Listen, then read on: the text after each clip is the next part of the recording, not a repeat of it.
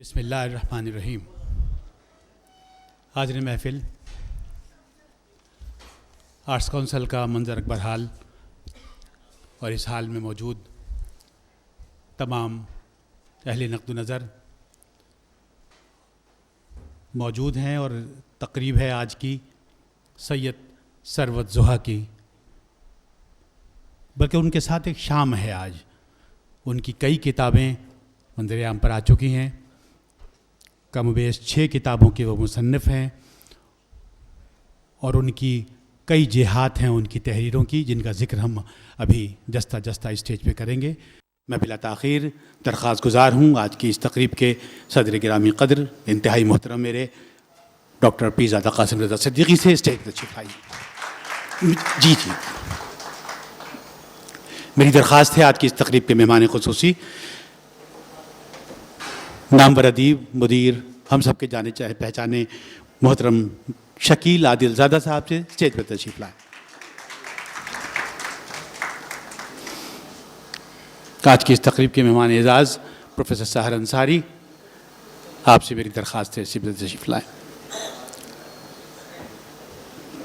इज़हार ख़याल जो है आप करेंगे शहर के इंतहाई नामवर मोतबर अदीब दानिश्वर, उनको मदऊ करने से पहले मैं दरख्वास्त गुज़ार हूँ आज की इस तकरीब के मरकज़ निगाह, जिनके साथ आज की ये शाम मनाई जा रही है, अमेरिका में मुक़ीम मारूफ़ कलमकार सैयद सरवत ज़ुहा से। सरवत ज़ुहा, आप स्टेज पर तशरीफ़ लाइए।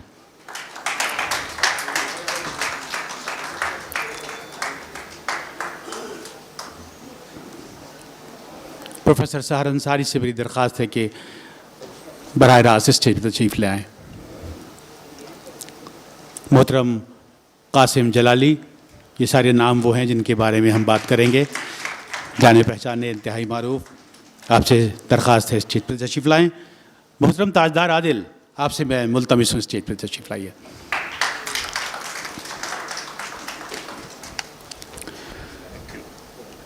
मोहतरम जनाब अखलाक अहमद से मेरी दरख्वास्त है स्टेज पर तशरीफ़ लाएँ। नामवर नसर निगार, सारा निगार, कहानीकार जनाब अखलाक अहमद। और अब मैं मुल्तमिस हूँ आज की इस तकरीब के मेज़बान प्रोफेसर सफदर अली इंशा से, आप भी स्टेज पर तशरीफ़ लाइए। सफदर अली इंशा। तकरीब का आगाज़ रब्बे करीम के बाबरकत नाम से मैं पुकार रहा हूँ मोहतरम जनाब बसर अहमद सिद्दीक़ी से कि तशरीफ़ लाएँ माइक पे और तिलावत कलाम पाक की सादत हासिल करें। जनाब बसर अहमद सिद्दीक़ी।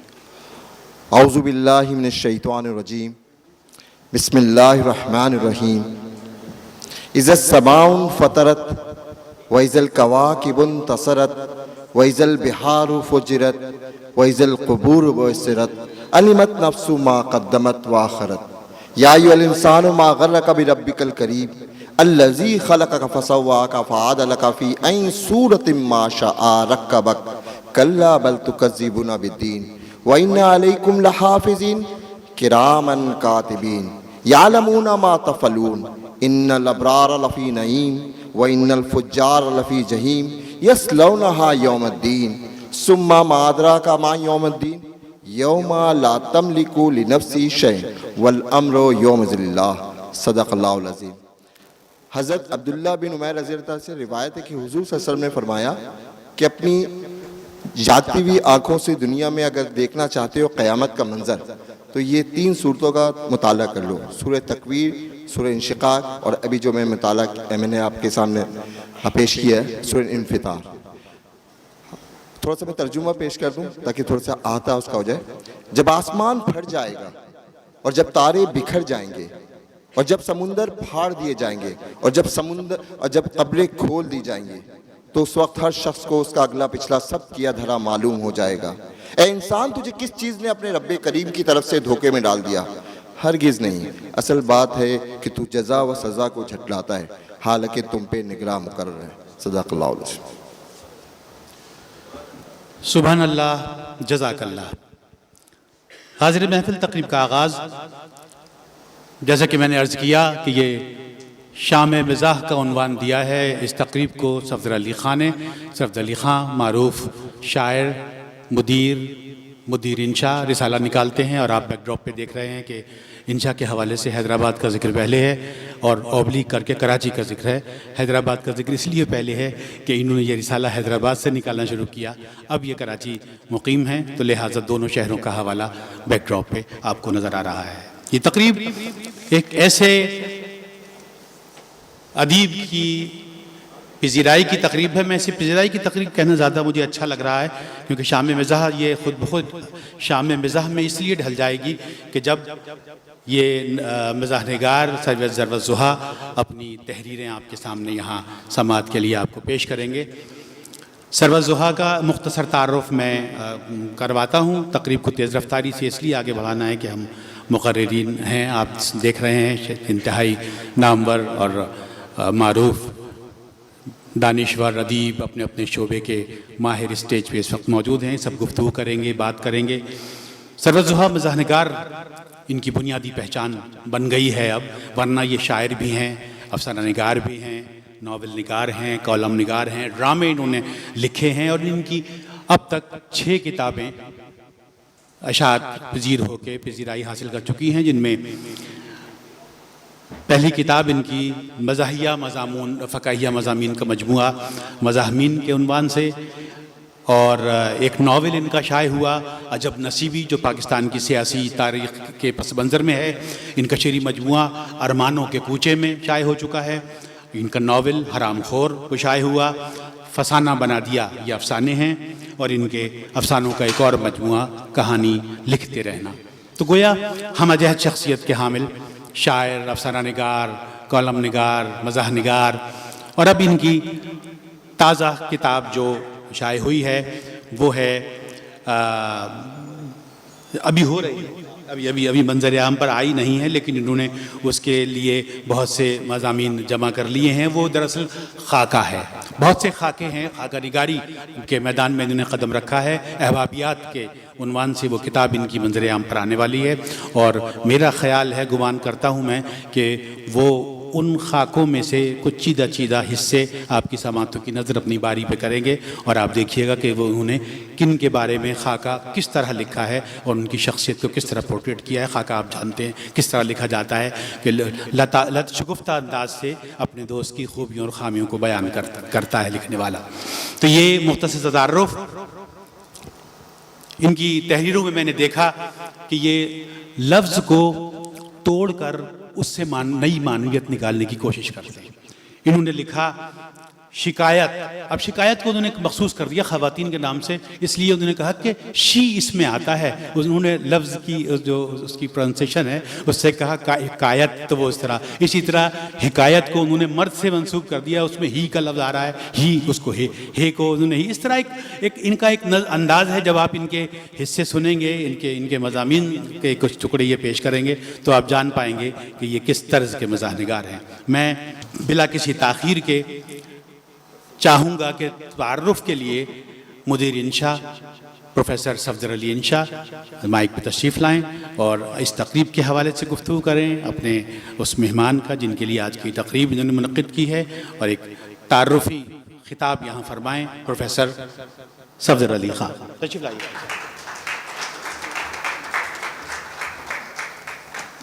शुक्रिया सलमान सिद्दीकी।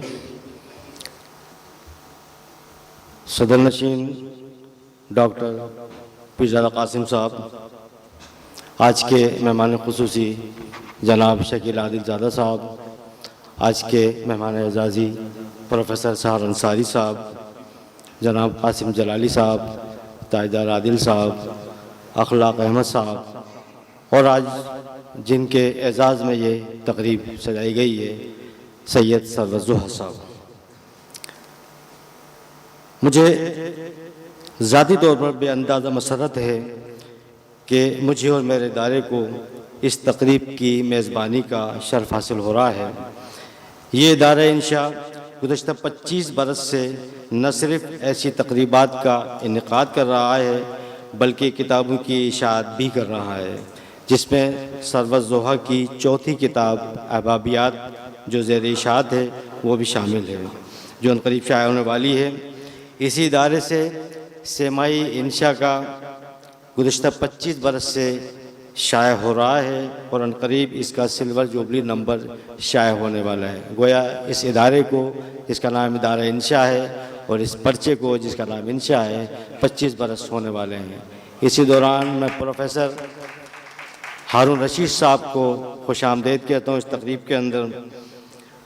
तो जहाँ तक आज की तकरीब का ताल्लुक़ है, तो ये बात दोस्त नवाजी की नहीं, मुझे अपने दोस्त सैयद सरवज़ोहा की शान में कसीदे भी नहीं पढ़ने। असल मसला इस बात की है कि मुझे आज आपके लोगों के सामने उस कलमकार को पेश करने की सआदत मिल रही है जो तवील अरसे से अमेरिका में रहने के बावजूद पाकिस्तान, उर्दू और अपने दोस्तों से हमेशा बहुत करीब रहा है। सरवत हर वक्त ख़ुद को हम लोगों से जोड़े रखते हैं और इसी का सबूत इनकी बहुत जल्द आने वाली किताब अहबाबियात है, जिसमें उन्होंने अपने प्यारों, दोस्तों और प्यारों के खाके बहुत मुख्तलिफ़ अंदाज से लिखे हैं। और अभी थोड़ी देर बाद उनके इक़्तिबासात सुनने के बाद आप भी मेरी बात की तायीद करेंगे कि सरवत की तहरीरों में कमाल की रवानी और शगुफ्तगी है। सरवत की तहरीरों और उनके फ़न के बारे में अभी मेरे मोहतरम असातिज़ा और हमारे अहद के बिलाशुबा मोतबर तरीन साहिबान इल्म गुफ्तगू फरमाएंगे, इसलिए मैं सरवत के फ़न के बारे में कुछ कहने की जसारत नहीं कर सकता। मगर एक बात ज़रूर कहना चाहूँगा कि सरवत की अफसाना, ड्रामा, नावल निगारी हो या मिज़ाह निगारी, मुझे सरवज़ोहा के लफ्ज़ों से खेलने और नई नई तराकीब निकालने की हुर्रमंदी बहुत अजीज़ है। वो कमाल महारत से अपने बयानिए में इन तराकीब को इस्तेमाल भी करते हैं और उर्दू को तवाना करते भी नज़र आते हैं।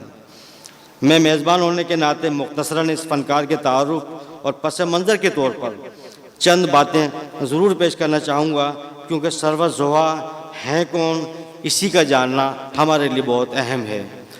सरवज़ोहा ने कराची में एक इल्मी और अदबी घराने में आँख खोली। आप प्रोफेसर शम्सुज़्ज़ोहा के छोटे साहबजादे हैं। प्रोफेसर शम्सुज़्ज़ोहा जामे कराची में जोग्राफ़ी के उस्ताद थे, मगर इल्म व अदब की दुनिया में वो शीन ज़ोहा के नाम से आज भी अपनी कौमी नज़मों, मंज़ूमात और सोनेट के हवाले से बहुत याद किए जाते हैं। शीन ज़ोहा साहब बहुत जल्द हमारे दरमियान से रुखसत हो गए। उनके इंतकाल के वक्त सरवत की उम्र गालिबन 8 साल थी। शफ़क़त पिदरी से महरूम सरवत ने यकीनन बहुत दुख झेले होंगे, मगर बात पस मंज़र की आ जाती है। सरवत ने अपने घर में वालिद को तो फिर नहीं देखा, मगर घर की उनकी छोड़ी हुई हज़ारों किताबों को वह हर रोज़ खामोशी से देखते थे। सरवत के बड़े मामू डॉक्टर अख्तर इमाम मरहूम को भी इल्मी और अदबी दुनिया में बहुत एहतराम के साथ देखा जाता है। जामे कराची से रिटायर्ड प्रोफेसर नजमुल हुदा साहब, जो अदबी हलक़ों में नजम नाज़री के नाम से मारूफ़ हैं, सरवज़ोहा के छोटे चचा हैं। अस्साम जाफ़री मरहूम, जो फ़ारसी में शायरी करते थे, अज़ हर्फ ताब हर्फ के खालिक सरवत के खालू थे। सरवत की चची नसीमा हुदा नसीम मरहुमा के 2 शेरी मजमूए शाया हो चुके हैं। सरवत के एक और मामू डॉक्टर कैसर इमाम एक अरसे से तसनीफ़ व तालीफ़ के कामों में मशगूल हैं। ये फ़हरिस्त बहुत तवील है, मगर मैं बुनियादी तौर पर सिर्फ ये कहना चाह रहा हूँ कि इस पस मंज़र से हम ये अंदाज़ा लगा सकते हैं कि सरवत की रगों में अदब अगर दौड़ रहा है तो क्यों दौड़ रहा है। बकौल मोहतरम शकील आदत ज़्यादा साहब कि सरवत को अपने ख़ानदानी पस मंज़र पर बहुत नाज है, ये उनकी सादत मंदी है। मगर सरवत ने बिलाशुबा जो कुछ किया वो मुकम्मल तौर पर अपनी मेहनत से किया, क्योंकि सरवत अपने ख़ानदानी इल्मी और अदबी माहौल से बहुत दूर रहे। सरवत की इस कामयाबी पर अब इनके ख़ानदान को नाज होना चाहिए।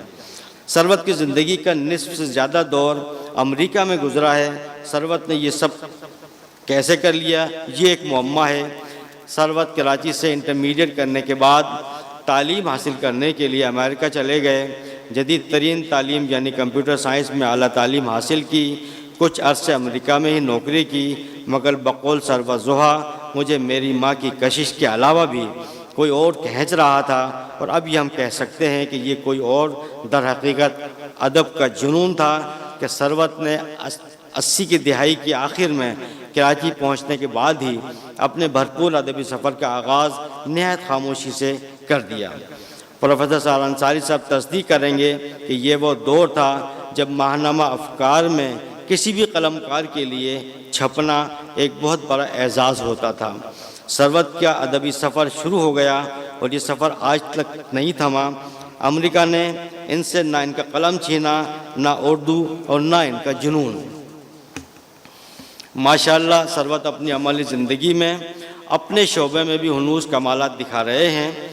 एक मारूफ बैनुल-अक़वामी अमरीकी मालियाती इदारे में सरवत IT के हवाले से एक कलीदी हैसियत पर फाइज़ हैं। मैं ज़ाती तौर पर जानता हूँ कि सरवत नौकरी पर बहुत मसरूफ़ रहते हैं, बहुत पेचीदा और गंभीर मामलात में घिरे रहते हैं। अभी भी कराची से आए हैं तो सिर्फ 5 दिनों के लिए कि मनसबी ज़िम्मेदारियाँ उन्हें ज़्यादा रुकने की इजाज़त नहीं दे रही हैं। मगर जैसा मैंने अभी कहा, सरवत को लिखने लिखाने से दूर ना कर सका, अमेरिका सरवत को लिखने लिखाने से दूर ना कर सका। अहबाबियात से कबल इनके मज़ाहिया मज़ामीन का मजमुआ मज़ामीन के उन्वान से आया। 3 साल कबल पाकिस्तान की सियासी तारीख़ के पस मंज़र में लिखा नावल अजब नसीबी, जबकि इन किताबों से कबल सरवत ज़ोहा का शेरी मजमुआ अरमानों के कूचे में और एक नावल हराम खोर और 2 अफसानों के मजमुए फसाना बना दिया और कहानी लिखते रहना भी इदारे इंशा की जानिब से शाया हो चुके हैं। सरवत के बारे में कासिम जलाली साहब कह चुके हैं कि सरवत ज़ोहा अपनी कहानियाँ कलम से नहीं कैमरे की आँख से लिखते हैं। इस तरह उनकी कहानियों में गज़ब की मंजर निगारी होती है। वो अपने किरदारों को सफ़हात पर ऐसे पेश करते हैं कि क़ारी इन किरदारों को अपने करीब महसूस करने लगता है।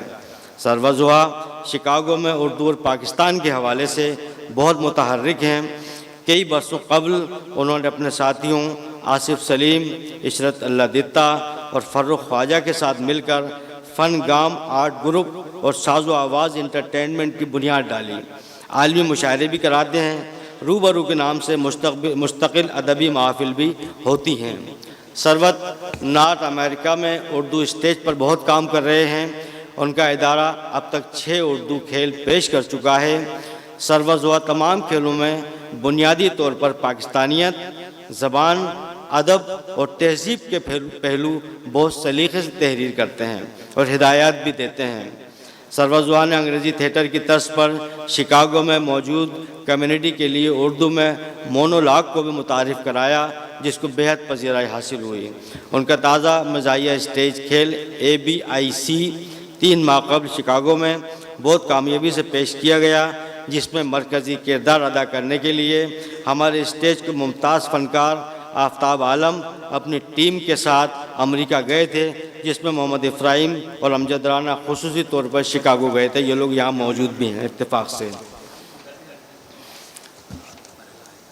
सरवत ज़ोहा की किताब अहबाबियात अच्छा हुआ अभी तैयार नहीं हुई, ये इनका कहना था, वरना आज हम इसकी रिवायती तकरीब इजरा करके सरवत ज़ोहा से इनके मज़ामीन ये इक़्तिबासात सुनने का मौका गंवा देते। इंशाअल्लाह हम बहुत जल्द अहबाबियात की तकरीब इजरा इसी तरह करेंगे और सरवत ज़ोहा ने हमसे वादा भी किया है कि वो बहुत जल्द अपनी दस्तयाबी का हमको बताएंगे। एक बार फिर मैं दिली तौर पर शुक्रगुज़ार हूँ अपने मोहतरम फाजिल मेहमानों का, आप सबका, आर्ट काउंसिल ऑफ पाकिस्तान की इंतज़ामिया का और अपने अज़ीज़ दोस्त सरवत ज़ोहा का। सरवत ज़ोहा, अल्लाह आपको सलामत रखे, आपके कलम को इसी तरह चलाता रहे। तकरीब का तारुफ और साहिब तकरीब का तारुफ और अपने इदारे के बारे में आगाह कर रहे थे सफदर अली ख़ान। उन्होंने बताया कि 25 साल हो गए हैं रिसाला इंशा शाये होते हुए और वो बहुत जल्द इसका सिविल जुबली नंबर भी निकालेंगे और उसकी एक तकरीब भी करेंगे। और उन्होंने ये वादा किया कि सरवत ज़ोहा जब अगली मरतबा आएंगे तो इनकी ताज़ा किताब जो शाये होने वाली है उसकी तकरीब भी की जाएगी। उन्होंने ये बताया कि जो काम इन्होंने किए, बल्कि 2 शोबे बढ़ गए अब सरवत ज़ोहा के कामों के सिलसिले में। मैं जानता था कि ये अफसाना निगार, कॉलम निगार, नावल निगार और फ़काहिया कॉलम निगार हैं, मगर 2 बातें सफदर ने ऐड कर दी इसमें कि ये स्क्रीन प्ले राइटर भी हैं और फिल्मों की कहानियाँ भी इन्होंने लिखी हैं। तो 2 शोबे और मैं हैरान हो रहा हूँ ये जान के कि ये इतने सारे काम सरवत ज़ोहा कैसे कर लेते हैं। अब मुझे शायरी से हट के तनकीद टूटी फूटी से हट के इनका खाका लिखना पड़ेगा कि ये किस तरह इतनी सारी चीज़ें एक साथ लेके आगे चलते हैं और उसमें अपनी पहचान बनाए हुए हैं। हाज़िर महफिल ख़िताब कर रहे थे तकरीब के मेज़बान सफदर अली ख़ां इंशा, और उनके ख़िताब के बाद मैं पहले मुक़र्रिर को यहाँ डाइस पे ख़िताब के लिए बुलाऊंगा। पहले मुक़र्रिर हमारे बहुत मारूफ़ अफ़साना निगार मुदीर, मेरा ख़्याल है, मुझे कुछ याद पड़ता है कि इनके कई अफ़सानों के मजमूए शाये हो चुके हैं। अपने अंदाज़ का अफ़साना लिखते हैं और एक रिसाला निकला करता है, शायद अक्सर लोग अब भी उसे लेते हैं, अख़बार जहाँ। अख़बार जहाँ आज जिस मकाम पर है उसमें जितना ज़्यादा अमल दखल उसकी गेटअप में, उसको खूबसूरत बनाने में और उसको काबिल तवज्जो बनाने में अखलाक अहमद का हाथ है। मैं दरख्वास्त गुजार हूँ जनाब अखलाक अहमद से तशरीफ़ लाएँ और किताब और साहिब किताब के हवाले से, बल्कि सरवज़ुहा के हवाले से बात करें, जिनके लिए आज पिज़ीराई की शाम मनाई गई है। आज की शाम उनके नाम है, उनके लिए जो कुछ आप कहना चाहें तशरीफ़ लाइए, खिताब फरमाइए। जनाब अखलाक अहमद।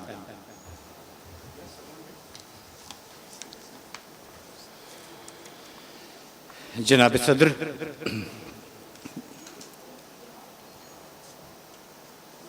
आपकी इजाज़त से मैं पहली बात ये कहना चाहूँगा कि मेरा दिल ये चाह रहा है कि ये सैयद सरवत ज़ुहा को मैं डॉक्टर सैयद सरवत ज़ुहा कहूँ।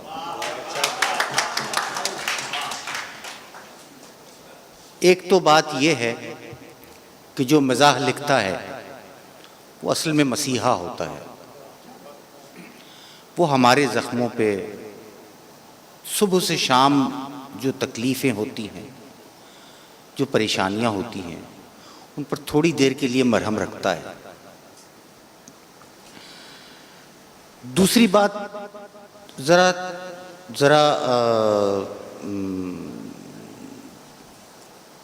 रिवायत की है। ये जो ह्यूमर कहते हैं, जिसको हम ह्यूमर लातीनी रिवायत के मुताबिक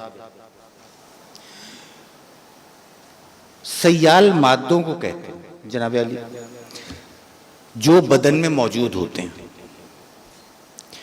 और कदीम तरीक़ा इलाज जो था उसमें वो कहते थे कि ये बदन के सयाल मादे ही होते हैं जो दो चीज़ों पर हुक्मरानी करते हैं, एक आपकी सेहत पर और दूसरे आपके जज्बात पर, इमोशंस पर। ये ह्यूमर का लफ्ज़ सचमुच इसके माने यही हैं। और जो आदमी इसको प्रैक्टिस करता है, मुझे तो वो डॉक्टर ही लगता है। अच्छा, मिजाह जो है वो सैयद सरवत ज़ुहा की स्पेशलिटी है। ये नावल भी लिख चुके हैं, इनके अफसाने भी मैंने देखे हैं, ये कॉलम भी लिखते हैं। एक उनका जो नावल था वो जिसने मुझे बहुत फैसिनेट किया था, अजब नसीबी, और वो एक अजीब व गरीब सा नावल है अपनी तर्ज का। लेकिन मज़ाह जो है वो इनकी स्पेशलिटी है, और मज़ाह जो है बहुत कम लोगों की स्पेशलिटी होती है, क्योंकि लिखने वाले के लिए मज़ाह जो है मज़ाह लिखना आम लिखने वाले के लिए एक मुश्किल काम है, एक मुश्किल सफ़र है। उसकी वजह यह है कि मज़ाह बेसिकली लुत्फ़ लेने के लिए, मुस्कुराने के लिए, बाज़ औक़ात क़हक़हा लगाने के लिए, लुत्फ़अंदोज़ होने के लिए होता है। लेकिन वहाँ बीच में आता है ज़ाती ज़ौक़, बीच में आती है आपकी अपनी सकाफ़त, आपका अपना जो कल्चरल जिसको कहते हैं अपब्रिंगिंग, बीच में आती है आपकी मैच्योरिटी। एक बच्चा कार्टून देखकर हंस हंस कर बेहाल हो जाता है, एक बड़ा आदमी संजीदगी से उसको देखता रहता है। फिर तालीम की सतह, और फिर आपकी ज़ाती ज़हानत। ऐसे बैरियर्स हैं मज़ाह को समझने के लिए कि मज़ाह निगार खून थूकने लगता है। कम लोग होते हैं जो अपना जुमला, अपना मज़ाह कामयाबी से आगे तक पहुंचा पाएं और सोचने समझने वालों को फूड फॉर थॉट दे सकें। एक साहब थे E.B. वाइट लिखने वाले, बहुत अच्छा लिखने वाले। उन्होंने एक बहुत मज़े की बात कही थी कि मिजाह जो है उसको किसी मेंढक की तरह लाइक अ फ्रॉग डाइसेक्ट किया जा सकता है, उसकी चीर फाड़ की जा सकती है, गोया उसको समझने के लिए। बस बदकिस्मती ये है कि उस दौरान मेंढक मर जाता है। तो मिजाह को डाइसेक्ट करके समझना कि इसमें क्या चीज होनी चाहिए, आज तक समझ नहीं पाया कोई। ये कुदरती फन है, और क्यों आपको मुस्कुराने पे मजबूर करता है उसका आप फॉर्मूला नहीं तलाश कर सकते। दो तरह के मिजाह, दो क्लासिफिकेशंस हैं, और सरवत ज़ुहा को देखकर मुझे वो क्लासिफिकेशन समझ में आई। एक जो क्लासिफिकेशन है उसमें होता है एक एफिलिएटिव और सेल्फ इनहेंसिंग ह्यूमर। ये होता है ऐसा कि जो मिजाह लिखने वाला है वो मिजाह सुनने या पढ़ने वाले के साथ कोई ताल्लुक बनाता है, उसको अपने साथ शामिल करता है और मजाह की बात कहता है। साथ ही वो सारी जिंदगी को मजाह की ऐनक से देखने की सलाहियत रखता है। ये एक टाइप है। इसकी एक दूसरी टाइप भी है, वो है एग्रेसिव ह्यूमर। एग्रेसिव ह्यूमर ये होता है कि ये जो आप नस्ल परस्ताना किस्म के लतीफे और तौहीन आमेज बात, जरा तल्ख तंज, कोई ऐसी सूरत जो ह्यूमिलिएशन की तरफ जाती है, और साथ ही ये होता है कि अपने आप को बाज़ औक़ात अपने आप के बारे में एक तौहीन करके अपनी और लोगों को हंसाने की कोशिश करना। तो ये दो बिल्कुल अलग अलग क्लासिफिकेशंस हैं, एक पॉजिटिव है एक नेगेटिव है। और ये बड़ी खुशी की बात है कि सरवत ज़ुहा की जो तहरीर है, मिज़ाह की तहरीर, वो पहले ग्रुप से ताल्लुक़ रखती है, इट इज़ पॉजिटिव, वो एक मस्बत मिज़ाह।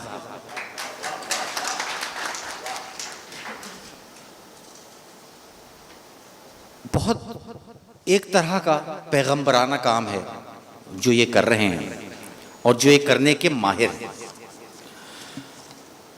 अब से कुछ बरस पहले, शायद 1 बरस पहले, 1.5 बरस पहले, 4 लाइनें मैं पढ़ के आपको सुना देता हूँ। एक मजमून था, मेरा दिल चाहता है कि मैं वो पढ़ के सुना दूँ क्योंकि वो सरवत ज़ुहा को डिपिक्ट करता है।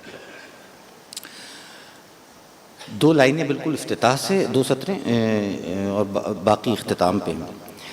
सैयद सरवत ज़ुहा पर अल्लाह का बड़ा करम है, उनमें वो तमाम खामियां मौजूद हैं जो दयारे गैर में मुकीम मेरे बहुत से दोस्तों को रोज़गार की मुशक्क़त और असबाब की फरावानी और अदीमुल फुर्सती के बावजूद हमा वक्त मुस्तरब रखती। इनका मसला ये है कि इनके दिल में पाकिस्तान धड़कता है, इनके लहू में पाकिस्तान गर्दिश करता है। वो पाकिस्तान से हज़ारों मील दूर रहते हैं लेकिन दरअसल यहीं रहते हैं, हमारे आसपास। वो मेरी और आपकी तरह सिस्टम की खराबियों पर दिल जलाते हैं, दिन रात कुड़ते हैं, मगर ख़ुद को इस अजाब से छुटकारा दिलाने के सिलसिले में बेबस पाते हैं। बज़ाहिर ये सब खामियां हैं, आदमी की खाना साज खामियां, मगर यही तो वो खामियां हैं जो हमें इंसान बनाती हैं, मशीनों से अलग करती हैं। सो भाई सैयद सरवत ज़ुहा, दिल जलाते रहो, उम्मीदें बांधते रहो, हर ख्वाब की शिकस्त के बाद एक नए ख्वाब का नज़ारा करते रहो। तख्लीकी सलाहियत से वाबस्ता तमाम बंदगान ख़ास का यही मुक़द्दर है, यही तो अल्लाह का करम है।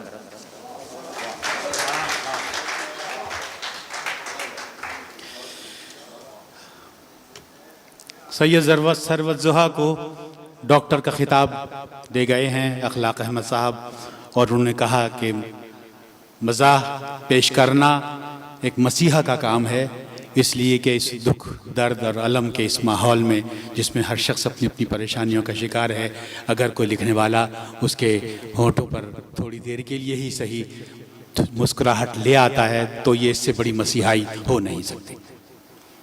खिताब कर रहे थे, आपने देखा किस तरह फ़लसफ़ियाना अंदाज से मज़ाह की जिहाद को उन्होंने उजागर किया हमारे सामने कि किस किस तरह का मज़ाह लिखा जाता है, लिखा जाना चाहिए, और सैयद सरवत ज़ुहा किस तरह का मज़ाह जिसे अखलाक अहमद ने मस्बत मज़ाह का नाम दिया। खिताब कर रहे थे मारूफ अफसाना निगार अखलाक अहमद, और उन्होंने खिताब किया सरवत ज़ुहा साहब के मज़ाह के रंग पर। और अखलाक अहमद साहब के बाद अब मेरी दरख्वास्त है हाज़िर महफिल, मुझे बताया गया कि इनके सरवत ज़ुहा के बहुत करीबी दोस्त हैं, मारूफ शायर, ऐसा शायर जिसके अशार लोगों को याद हैं, लोग दोहराते हैं, मगर वो ख़ुद नज़र नहीं आता। कहीं कहीं कभी कभी तबर्रुकन वो कहीं किसी के हाथ आ जाएं और उनसे शेर सुन लिया जाए तो बहुत बड़ी बात है। टीवी का एक बहुत बड़ा नाम प्रोड्यूसर के तौर पर, बड़े बड़े ड्रामे, उनके प्रोग्राम, और परफेक्शनिस्ट अपने शोबे में, जहाँ तक मैं जानता हूँ, जो इन्होंने मेयार कायम कर दिया पीटीवी पे, शायद अब उसकी बराबरी लोग कर पा रहे हैं या नहीं कर पा रहे हैं, आई डोंट नो। मैं दरख्वास्त गुजार हूँ जनाब ताजदार आदिल से तशरीफ़ लाएँ, खिताब करें सैयद सरवत ज़ुहा के हवाले से। बिस्मिल्लाहिर्रहमानिर्रहीम। मोहतरम असल डॉक्टर पीरज़ादा साहब,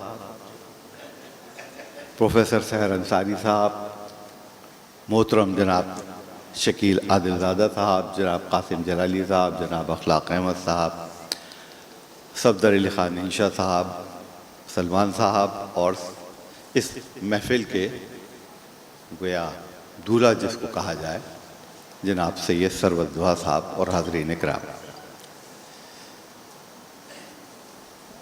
मेरा ख़्याल था कि मैं सरवत ज़ुहा साहब को बहुत अच्छी तरह से जानता हूँ और मैं उनका एक अच्छा कारी भी हूँ और एक अच्छा दोस्त भी हूँ, लेकिन सफदर अली इंशा साहब ने जो उनका तारुफ़ कराया और जो भाई अखलाक अहमद ने जिस तरह से मिज़ाह की तारीफ़ की, सलमान साहब ने जिस तरह से उनकी पजीराई की, तो मेरी हालत उस तालिब इल्म की सी है कि जिसने इम्तहान की बड़ी तैयारी की हो और हॉल में पहुंच के सब भूल गया हो कि इस सवाल का क्या जवाब है। तो मेरी सूरत हाल इस वक्त तकरीबन वैसी ही है, क्योंकि एक मैंने काम ये करने की कोशिश की थी कि जब मैं इस तकरीब में आना चाह रहा था तो मैंने सोचा कि तकरीर की लज्जत की जगह क्यों ना तहरीर की चाशनी इस्तेमाल की जाए और कुछ लिखा जाए, और फिर ख्याल आया कि उसी अंदाज में लिखा जाए जिस तरह सैयद सरवत ज़ुहा लिखेंगे और जो मेरा हाल करेंगे, क्योंकि इनके मौज़ूआत जैसे कि आपको पता है कि इनकी चौथी किताब यानी फ़िलहाल चौथी तक पहुँचे हैं, बात पक्की हुई है, मुकम्मल नहीं हुई है, निकाह की नौबत नहीं आई है। तो चौथी के मौके पे जो दोस्तों का हाल करेंगे तो बजाय इसके कि दूल्हा को फूल मारे जाएं, दूल्हा के दोस्तों को मारे जाएंगे और वो खुद दूल्हा मारेगा इंशाअल्लाह। तो बजाय इसके कि ये सारा काम हो कि सरवत ज़ुहा साहब अपनी तहरीर में मज़े मज़े के फ़िक्रे लगा के और आप लोगों के दिलों को गुदगुदाएं और तख्ते मश्क हम जैसे इनके बहुत पुराने दोस्त हों, तो सोचा कि कुछ यूँ किया जाए। फिर ख्याल आया कि नहीं, एक आदमी 7 समंदर पार से इतनी देर के बाद आ रहा है, ऐसा सलूक उसके साथ मुनासिब नहीं है, दुश्मनी है, लिहाजा ऐसा सलूक करना नहीं चाहिए। फिर मैंने सोचा कि क्यों ना वैसे काम किए जाए जैसे कि हमारी तकरीबात में होता है, कुछ तकरीर, कुछ तनकीद, कुछ बात, कुछ छुपा के कहना, कुछ बयान करना, कुछ सताइश करना, कुछ सताइश के पर्दे में फहमाइश करना, लेकिन मुझे ख्याल आया कि नहीं, ये बात भी मुनासिब नहीं है। बात दरअसल ये है कि सैयद सरवत दुआ के तर्ज की कॉपी करना, क्योंकि जिक्र इम्तहान का है, वो मुमकिन नहीं है। अपने अंदाज में इन्होंने जिस तरीके से बातों को एक मुख्तलिफ लफ्ज़ों की लड़ी में परोया है और जिस तरह से उससे ख्याल की तश्कील की है, वो इनका ऐसा हुनर है कि जो बहुत कम सामने आता है। मज़ामीन इनकी एक किताब है। अब मज़ामीन या मज़ामीन आप देखें कि इसमें एक उपज है। अजब नसीबी, आपने खुश नसीबी सुना, बदनसीबी सुना, अजब नसीबी नहीं सुना। कैसा अच्छा तरकीब, कैसी अच्छी इस्तेमाल की। मुशायरे में कोई शायर इस्तेमाल करता तो छतें उड़ जाती। गोया इनके पास वो उपज, वो अंदाज और वो तमाम तरीक़े मौजूद हैं जिसके सबब से ये लोगों को चौंका भी सकते हैं और अपनी तरफ मुतवज्जे भी कर सकते हैं। इनकी तहरीर में वो सारा हुस्न मौजूद है। इस बार इन्होंने एक बहुत ही अच्छा काम किया है। इनकी आने वाली किताब का नाम अहबाबियात है और इस किताब में जो सबसे अच्छी बात है, आप जानते हैं कि यूसुफी साहब ने अपने हमजाद काजी अब्दुल वदूद को अपने साथ रख के, गोया दरअसल जब कभी अपनी ज़ात पे कोई बात कहनी चाहिए, वो काजी अब्दुल वदूद को कहकर और फिर आगे बढ़ गए। फिर गालिबन उनको ख्याल आया होगा कि आदमी कब तक अपनी ही ज़ात पे तबर्रा भेजता रहे, क्यों न इसमें कुछ दूसरे लोगों को भी शामिल कर लिया जाए। चुनाचे अहबाब से बेहतर तो कोई जुमला होता ही नहीं है कि जिसके साथ बैठ के फ़िक्र कशी की जाए, जुमला लगाया जाए और लुत्फ़ उठाया जाए। सरवत के अभी जब हम इंतखाब सुनेंगे तो यकीनन उसमें हमें पता चलेगा कि क्या क्या कमाल इन्होंने दिखाए हैं। मैं सिर्फ ये अर्ज़ करूँगा कि इस तहरीर में कुछ ख्वाब है, कुछ असल है, कुछ तर्ज अदा है, उसको हकीकत न समझ लीजिएगा। और दूसरी सबसे बड़ी बात जिसके बाद मैं अपनी बात ख़त्म करता हूँ, ये तकरीब आर्ट्स काउंसिल में हो रही है। ज़ाहिर है कि आप सब जानते हैं जिस जगह पर ये एक तकरीब हो रही है, इस रोड का नाम है MR. Kiani road, Mohammad Rustam Khan Kiani road, जो कि बहुत बड़े जस्टिस भी और एक मिज़ाह के भी बहुत बड़े आदमी। उनकी दो किताबें जो मुझ तक पहुँची, एक अफ़कार परेशा और दूसरी नॉट द होल ट्रुथ। तो जो कुछ सैयद सरवत दुआ कहेंगे वो इसी बात के ज़ेर असर कहेंगे, नॉट द होल ट्रुथ। आपका बहुत बहुत शुक्रिया। सैयद सरवत दुआ मज़े मज़े की फ़िक्रे लिखते हैं। वो उनकी तहरीर में वो खूबी है, वो उपज है कि जिससे वो लोगों को चौंकाते भी हैं और अपनी तरफ मुतवज्जो भी करते हैं। सरवत दुआ के हवाले से उन्होंने अपना पर्चा लिखा हुआ मैं देख रहा था, ताजदार आदिल के हाथ में था, मगर उन्होंने उसमें से कुछ भी नहीं पढ़ा। एक्सटेम्पोर गुफ्तगू की, क्योंकि जिनसे ज़हनी क़ुर्बत हो, जिनके साथ हमने एक बड़ा अरसा गुजारा हो, उनके लिए ज़रूरी नहीं है कि आप कुछ तहरीर करके ही बात करें। आप एक्सटेम्पोर बेशुमार गुफ्तगू कर सकते हैं, लेकिन ताजदार आदिल ने इख्तिसार से काम लिया। वो जानते हैं कि अभी एक फ़हरिस्त है हमारे मुक़र्रिरीन की हाज़िर महफ़िल। ताजदार आदिल के बाद मेहमान एजाज़ी, मेहमान ख़ुसूसी और सदर महफ़िल से क़ब्ल इजहार ख़याल करने वालों की फ़हरिस्त में आखिरी नाम जो मेरे पेश नज़र है। ये तकरीब बहुत तफसीली, बहुत तवील नहीं है। इसमें कोशिश की जाएगी कि ज़्यादा वक्त सैयद सरवत दुआ को दिया जाए ताकि हम उनकी तहरीरों से आशना हो सकें, उनके रंग को जान सकें और उनके तर्ज़ अदा को हम पहचान सकें कि वो क्या लिखते हैं, कैसा लिखते हैं। तो मैं उस आखिरी मुक़र्रिर को यहाँ ज़हमत दूँगा। PTV का एक बहुत बड़ा नाम, हमने तो बचपन में जब से TV देखना शुरू किया, ड्रामा समझ में तो नहीं आता था, बहुत छोटे थे, लेकिन नीचे एक लफ्ज़ आखिर में आता था, हिदायत व पेशकश कासिम जलाली। हिदायत व पेशकश कासिम जलाली, ये लाइन हिफ्ज़ हो गई और वो आज भी याद है। इंतहाई नामवर TV के प्रोड्यूसर, डायरेक्टर और मेरे ख्याल में जितने भी पेशकश के शोबे हो सकते हैं उन पर अपनी फनकारी के, अपनी अहलियत के जौहर दिखाने वाले सैयद कासिम जलाली बहुत कम तकरीबात में मिलते हैं बातें सुनने के लिए। आज बहुत गनीमत मौका है हज़रत ज़ोहा की किताब का कि आप तशरीफ़ लाए हैं। आइए खिताब कीजिए, माइक आपके लिए। बहुत शुक्रिया। आज हमारे ज़्यादा पुराने नहीं, देरीन नहीं, ज़्यादा अरसा नहीं हुआ हमारी और सरवत ज़ोहा की मुलाकात को। उसके बीच में जो आड़े आए वो थे ताजदार आदिल। हमारा और इनका अड़ोस पड़ोस था, इनका कमरा और हमारा कमरा बराबर था। तो ये अड़ोस में थे, मैं पड़ोस में था। वो सरवत ज़ोहा से मुझे नहीं मिलने देते थे या मिलाते नहीं थे, दो कुछ तो एक साजिश थी। बहरहाल ये किस्सा आपको खुद सरवत ज़ोहा सुनाएंगे कि वो उनके कमरे में बैठे रहते थे, फिर करंट अफेयर के वो प्रोग्राम देखते रहते थे।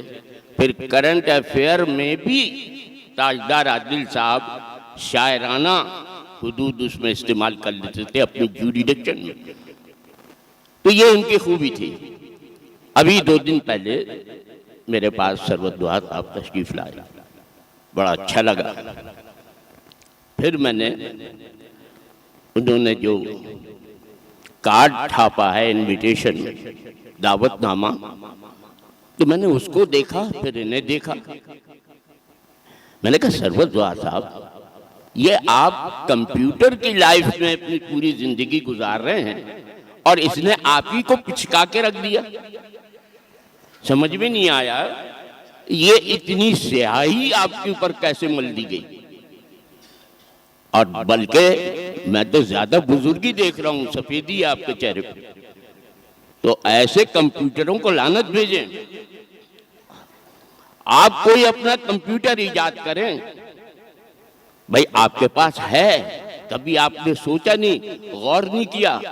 7वें आसमान पर से भी ऊपर जो सबसे बड़ा कंप्यूटर लौह कलम का मौजूद है, उससे बड़ा कंप्यूटर है कोई? वो है कंप्यूटर ऊला, जिसमें आज और कल सब है, उसी तरह मौजूद है। और वो आपको मिलेगा। हम सोच रहे हैं कि शायद हमने कंप्यूटर से दुनिया, अरे हमारी एक एक चीज ऊपर रिकॉर्ड हो रही है। जो अमाल नामे आपके पेश किए जाएंगे, अगर आप गौर से देखें तो वो ओरिजिन इसी कंप्यूटर आला का ही। बहरहाल सरवत ज़ोहा साहब आए, बड़े पहला जुमला उन्होंने कहा, ये मेरे दोस्त मासूम से प्रोफेसर सफदर साहब हैं, उन्हें साथ लाए, ये मेरे पब्लिशर हैं। तो फिर कहने लगे कि मुझे 7 साल हो गए, 6 साल हो गए, 6 साल बाद आया हूँ पाकिस्तान। फिर भी मैं खामोश रहा, दोनों बातों का मुझे कोई तसलसल नहीं मिला। थोड़ी देर बाद सोचने के बाद पता चला कि खुद ही कहने लगे कि देखिए पब्लिशर में भी शर होता है।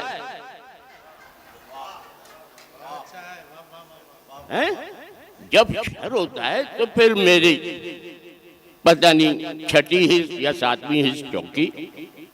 तो फिर मैंने कहा कि ये वही पब्लिशर है इंशा? कहने लगे जी। मैंने कहा तो फिर इंशाअल्लाह। कहने लगे क्यों?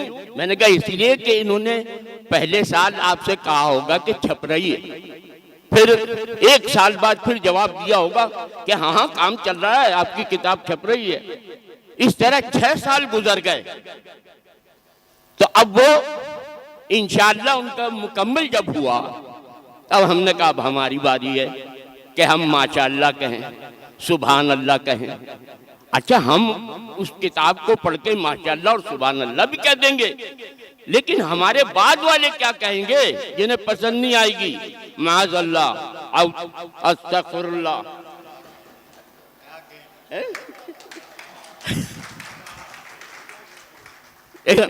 तो ये फिर जो था इनके बात समझ में आई। मैंने कहा ये बहुत मासूम प्रोफेसर हैं, ये आए हैं करने, इसलिए मैं समझ गया कि आपको 6 साल लगे। इससे पहले मासूम प्रोफेसर साहब, माफ़ कीजिएगा अगर मैं उस लिहाज से नहीं कर हाँ तो हाँ तो महफिल है ही, बस संजी है कि बस ये नज़ला संजी नहीं समझिएगा ऐसे। हाँ तो दोनों में फ़र्क होता है, उसमें आदमी रोने भी लगता है, नज़ला संजी में तो बड़ी कैफियत तारी होती हैं, है ना। तो बात यह है कि हम जिस दौर में रह रहे हैं, फिर सरवत दुआ साहब चले गए तो उनके वो पुर्जे चंद सफ़ात इख्तिसाबात लेकर के बेचारे मासूम प्रोफेसर साहब पहुँचे तो कहने लगे ये पढ़ लीजिए। मैंने कहा क्या हमसे कहा है कि हम पुर्जे उड़ाएं? नहीं नहीं नहीं, ये इख्तिसाबात हैं, इनको आपको पढ़ना ज़रूरी है। मैंने कहा अच्छा। थोड़ा सा मैंने एक दो जगह देखा तो मैंने अज़राए तफन्नुन उनसे कह दिया कि भाई इसमें तंज कहाँ है। मैंने कहा कि तंज और मिजाह का तो चोली दामन का साथ होता है, ये कैसा तंज है? कहने के नहीं नहीं, ये इसमें उन्होंने बड़ा तीखा अंदाज रखा है। मैंने कहा इतना तीखा कि बोलने में भी वो लग रहा था कि मैं समझा कि ये चाय फीका कह रहे हैं। लेकिन जब उन्होंने इसकी तस्दीक की तो मुझे बताया कि ये है, इसमें इस तहरीर में वो मुहर्रकात हैं जिसके अंदर तंज शामिल है, लेकिन क्योंकि नाम इन्होंने अहबाबियात रख दिया, यानी इतने मुहब्बत हो गए हैं अपने दोस्तों के साथ कि उस अहबाबियात के साथ उन्होंने जो है असल में वो जिस तरह से तहरीरी खाका हम दोस्तों के लिए उन्होंने तैयार किया तो उसमें हुबाबियत रखी कि हम ये तंज हुबाब की शक्ल में करेंगे कि कहीं ऐसा ना हो कि धूल पड़ जाए आप पर।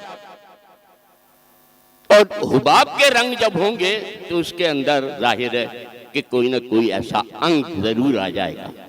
बहरहाल मैं ये समझता हूँ कि सरवत दुहा जैसे लोग अल्लाह ताला इन्हें जिंदगी दे, जाहिर है माश और हालात के पेश नज़र वो हम लोगों के जिस्मानी तौर पर हमारे करीब नहीं हैं, लेकिन मैं ये समझता हूँ कि ज़हनी और जज्बाती तौर पर वो हमसे करीब से करीब तर है।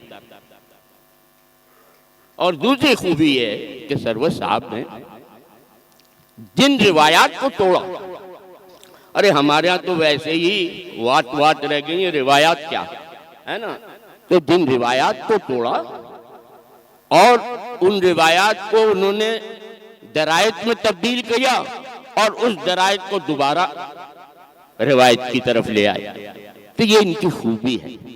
लिखने का अंदाज भी बहुत अच्छा है। फिर कुछ अंग्रेजी से छेड़छाड़ कर दी, पता चला कि भाई तुम तो मशरिक का मंजरनामा लेके गए थे बाहर, तो 6-7 साल बाद बाहर के मंजरनामे ने कुछ तो असर दिखाया, तो वो मंजरनामा अब अंग्रेजी और उस उर्दू की मिलावट के साथ सामने आने लगा। तो मैंने कहा भाई हमारी उर्दू जबान में एक मुहावरा है, जबान उलटना, उसकी मिसदाक है कि जबान उलटने का मकसद ही यही होता है कि आप उस तहरीर को उसके मुताबिक बना लें, उस तरकीब में बना लें और नए अल्फाज का इजाफा करें। तो जाहिर है अब हमें ऐसे ही अल्फाज चाहिए जिनसे हम ये कह सकें कि भाई हम भी 21वीं सदी में दाखिल हो गए। जरा सोचें, ये लफ्ज कहते हुए भी हमें बड़ा दुख होता है। और हमारे प्रोफेसरान साहब, साहिर साहब हैं, अपने पीरजादा साहब हैं, कासिम साहब हैं, ये सब जानते हैं कि जिन हालात से हमारी बेचारी उर्दू गुजर रही है, तो उसके हालात मौजूद हैं। अभी हम इसमें भी देख रहे हैं नज़ारा, कितने लोग दिलचस्पी ले रहे हैं। एक फ़कत उर्दू ही रह गई थी जो कायदे आजम के बेचारे हुक्म के मुताबिक बरसरे इख्तिदार रही, वरना कायदे आजम की कोई चीज तो माफी चाहता हूँ बची नहीं, जिस पर उनका कैपिटल भी चला गया, उन्होंने जो कुछ दिया सब चला गया। सिर्फ वाहिद जो ढाका में उन्होंने तकरीर की थी उर्दू उर्दू उर्दू। तो मुझे एक शाम याद आ रही है शिकागो की, तो वहाँ मुइन साहब होते थे, उनके यहाँ मुशायरा था। तो मैं वहाँ गया तो वहाँ हिंदू भी थे, हिंदी भी थे, इंग्लिस्तान से भी लोग थे और हर तबका फिक्र से सब, मगर सब एक ही जबान से हम किनार थे और सब ही उर्दू बोल रहे थे। तो उर्दू की ये पजीर आई, मैंने कहा वाह, ये तो महसूस ही नहीं हो रहा कि हम कहीं और बैठे हैं। यहाँ देखें कि हर शख्स की जबान उर्दू है। वो फिराक की बोली बोल रहा था कि हिंदू होने के बावजूद भी उर्दू से उसे लगाव था। तो उर्दू से लगाव वाले सारे लोग बाहर बैठे हैं और वो कुछ न कुछ वहां कर रहे हैं। टोरंटो में बैठी हुई एक लड़की जदीद शायरी के मेयारात को तरतीब दे रही है। न्यूयॉर्क में बैठा हुआ एक लड़का नए अफसानों को तरतीब दे रहा है। तो ये एजुकेशन का है। तो मैंने कहा यार, ये उर्दू इतनी बोली और सुनी और समझी जाती है, इसका कुछ है खासा। तो पता चला है, उसकी भी खबर आपको मगरिब वाले ही देते हैं। मशरिक वालों को बेचारों को नहीं पता था कि 96 में सिडनी गिलबर्ट ने वाशिंगटन से एक आर्टिकल लिखा था कैनेडियन इस्लामिक वर्ल्ड इस्लामिक के अंदर। उसमें बताया कि ये इत्तला भी उन्होंने दी कि जो जबानें सबसे ज्यादा, उन्होंने 5 जबानों के तखमीमा बयान किया। उसमें कहा कि जो जबानें सबसे ज्यादा इस्तेमाल बोली जाती हैं, उसमें पहले नंबर पर मैंडरीन थी, यानी चीनी जबान, और दूसरे नंबर पर आपकी ये उर्दू जबान जो सबसे ज्यादा बोली और समझी जाती है। और वाकई मैं समझता हूं, मैं जहां जहां गया हूं तो वहां चाहे वो हिंदू हो लेकिन मजबूर है, वो अपनी फिल्में भी बेचारे हिंदी में बनाते बनाते उन्होंने कहा कि व्यूवरशिप ज्यादा चाहिए, कमर्शलाइज है, पैसे ज्यादा चाहिए, वो भी उर्दू पे उतर आए कि हमारे व्यूवर कम ना हो। हिंदी का इस्तेमाल भी उन्होंने हल्का हल्का रखा। तो ये सारी औकियतें हम दे रहे हैं, लेकिन हमारे अपने यहाँ क्या हो रहा है? हमारे यहाँ सब कुछ इस्तेहसाल हो गया, हमारी ज़बान ख़राब हो गई। ये तो बाहर वाले हैं जो चंद ये खुशियाँ लौटा रहे हैं, वरना असल लिखने वाले अदीब कहाँ गए? कहाँ कोई ले गया क्या? उन पर कोई सहर तारी हो गया? क्या हुआ? तो इसीलिए वो बेचारे आहिस्ता आहिस्ता होते जा रहे हैं कि ज़माना और हालात, दुनिया मुश्किल से मुश्किल तर होती चली जा रही है। अल्फाज, इस्तिलाहात और मुख्तलिफ तहरीकें, वाक़यात, हालात, इन सब ने का एक सैलाब के दरमियान घिरा हुआ है हमारा राइटर। तो उसकी सोच और फिक्र के दरीचे खत्म हो गए। कितनी परिस्थिति गांवों के सामने वो खड़ा हुआ है, उसको खड़ा कर दिया गया है, अब तुम लिखो। तो वो कहां से लिखेगा? इतनी इस्तेहसाली कुव्वतों के सामने उसको खड़ा कर दिया है, तब वो डर के मारे लिखते ही नहीं है। जैसे इन्होंने अजब नसीबी लिखी थी, सियासत की तरफ भी आए, पलट के झपट के कभी अफसानों की तरफ चले गए, कभी मज़ामीन की तरफ चले गए। तो हमने भी इनसे एक दो ड्रामे लिखवाई लिए कोशिश करके, उस पर इन्होंने हमारे पर लिखा भी है माशाल्लाह, है ना। तो ये सारी चीज़ें अपनी जगह होती गई। लेकिन आखिर में मैं जाते जाते ये ज़रूर कहूँगा कि ताजदार ने बड़ा जुल्म किया मुझे उनसे मिलाने में। 6 साल तक अपने ही पास उन्होंने नीलाम घर में इनको रखा, मगर हमारे सरवत नीलाम नहीं हुए, है ना, वापस आ गए, है ना। और फिर तो मगर ये कुछ हो रहा है ताजदार तो हाँ तो फिर मैंने कहा कि ठीक है ताजदार, मैंने भी तुमसे बदला लेना और वो बदला शरबत से ही दिलवाऊंगा कि यार देखो, ताज एक तरफ, दार बीच में हाइल और आदिल दूसरी तरफ। खुदा का खौफ खाओ यार कि दार को इन्होंने इंसाफ से अलग, ताज को अपने साथ रखा, दरमियान में बेचारे दार को। तो मैंने कहा कि बचे रहे, वही हो गए मियाँ साहब जैसे हम हैं, तो बचे रहे। तो अब मैं ये कहता हूं कि जिस वक्त हमारी चश्म तोती तोए निकल आएगी तो हम इस दार पे डाल लगा देंगे, तो ये डार हो जाएंगे ताकि ये मुश्तहिर हो जाए सब जगह। बहुत शुक्रिया।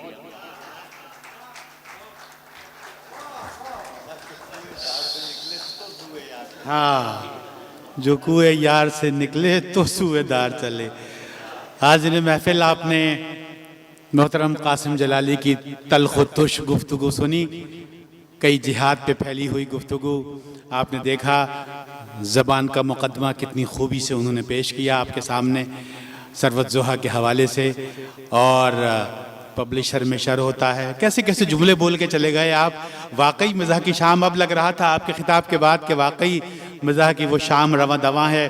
बदला संजी क्या होती है, तीखापन क्या होता है, और कैसी कुर्बत। उन्होंने कहा कि जिस्मानी कुर्बत तो नहीं है, लेकिन सरवत ज़ुहा से हमारी जहनी और जज्बाती कुर्बत मौजूद है।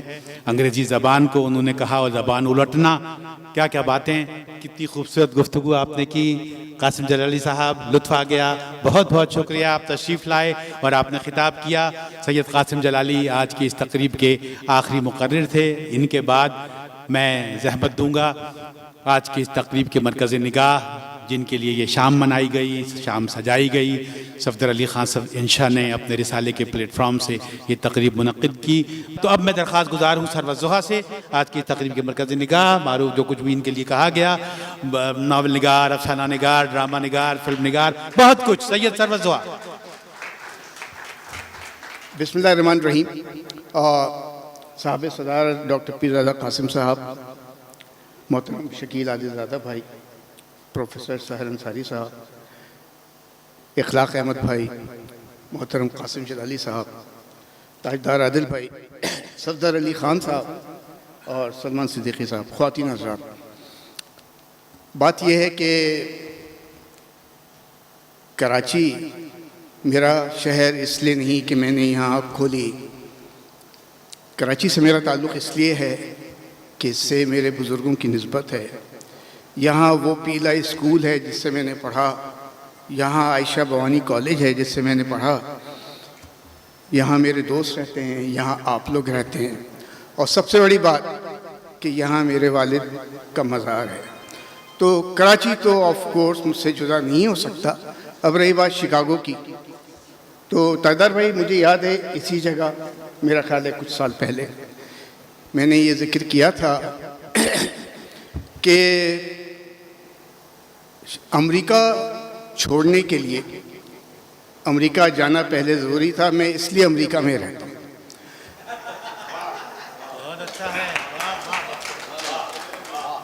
और दूसरी बात ये कि शिकागो में रहने से कभी कभी इंग्लिश बोलनी पड़ती है, उसे मजबूरी कह लें, लेकिन मेरा अपना एक उसूल है या सोच है कि कभी कभी अंग्रेज़ी ज़रूरतन बोलने में कोई हर्ज नहीं है, लेकिन हमें ख्याल ये रखना चाहिए कि इंग्लिश बोलते वक्त हम अपना रंग, अपना अंग महफूज रखें, क्योंकि अगर अपना रंग, अपना अंग हमने महफूज नहीं रखा तो यही वो मुकाम है डॉक्टर साहब, सहर साहब, शकील भाई, यही वो मुकाम है कि इंग्लिश जो है वो अंग्रेज़ी हो जाती है। तो अंग्रेज़ी से हमें परहेज़ करना चाहिए। ख़वातीन हज़रात, तमाम मेरे मोहतरम उस्ताद सब बैठे हैं, मुझे ज़्यादा लफाजी नहीं करनी, लेकिन शाम मिज़ा का नाम दिया है सफदर भाई ने। अभी मैं सफदर भाई की शामत लाऊंगा तो फिर उनको अफसोस होगा, लेकिन मैं एक बात शकील भाई आपकी इजाज़त से ये कहना चाहूँगा कि मेरी शाम तो खैर क्या है, लेकिन ख्वातीन हज़रात, मैं ये शाम असल में शकील आदिलज़ादा साहब के जश्न के नाम करता हूँ। इनको 23 मार्च को सदारती अवार्ड मिला है और ये मेरी खुशकिस्मती कि शकील भाई इस वक्त हमारे मेहमान खुश हैं। शकील भाई, तो आप यकीन करें, ये मेरी शाम हरगिज़ नहीं है, ये मैं जश्न मना रहा हूँ आपके सदारती अवार्ड का। अब ये है कि सलमान भाई, मुझे करना क्या है? अच्छा, ऐसा है कि कुछ अंदाज़ा आपको हो जाएगा और सलमान भाई मुझे बता दीजिएगा कि मुझे कब हटना है। मुझे क्यों निकाला कि गर्दिश अमरीका तक हमने सुनी, बाज़गश ऐसा ना हो, मुझे इज्जत से हटवा दीजिएगा, मैं ये ना कहूँ कि मुझे क्यों हटाया। अच्छा, तो ये कुछ इक़्तिबासात मैंने निकाले थे तकरीब के हवाले से। अब देखिए आप तक बात पहुँचती है कि नहीं पहुँचती है। और इखलाक भाई ने बड़ी खूबसूरत बात की कि ये ह्यूमर जो है ये एक इलाज है और मैं यही कोशिश करता हूँ। इखलाक भाई, आपने जो डॉक्टर कहा तो आपकी मेहरबानी, लेकिन मुझे डॉक्टर ना बनाए, मैं जो हूँ वही काफ़ी है। ठीक है। अच्छा, तो डॉक्टर साहब इजाज़त है आपकी? सहर भाई, ताजदार साहब, शकील भाई, भाई सफदर अली ख़ान हमारे इंशाजाद भाई हैं। इनकी ज़िंदगी में इनकी सगी बेगम के बाद अगर कोई और चीज़ अहमियत रखती है तो वो उनका सहमाही इंशा है।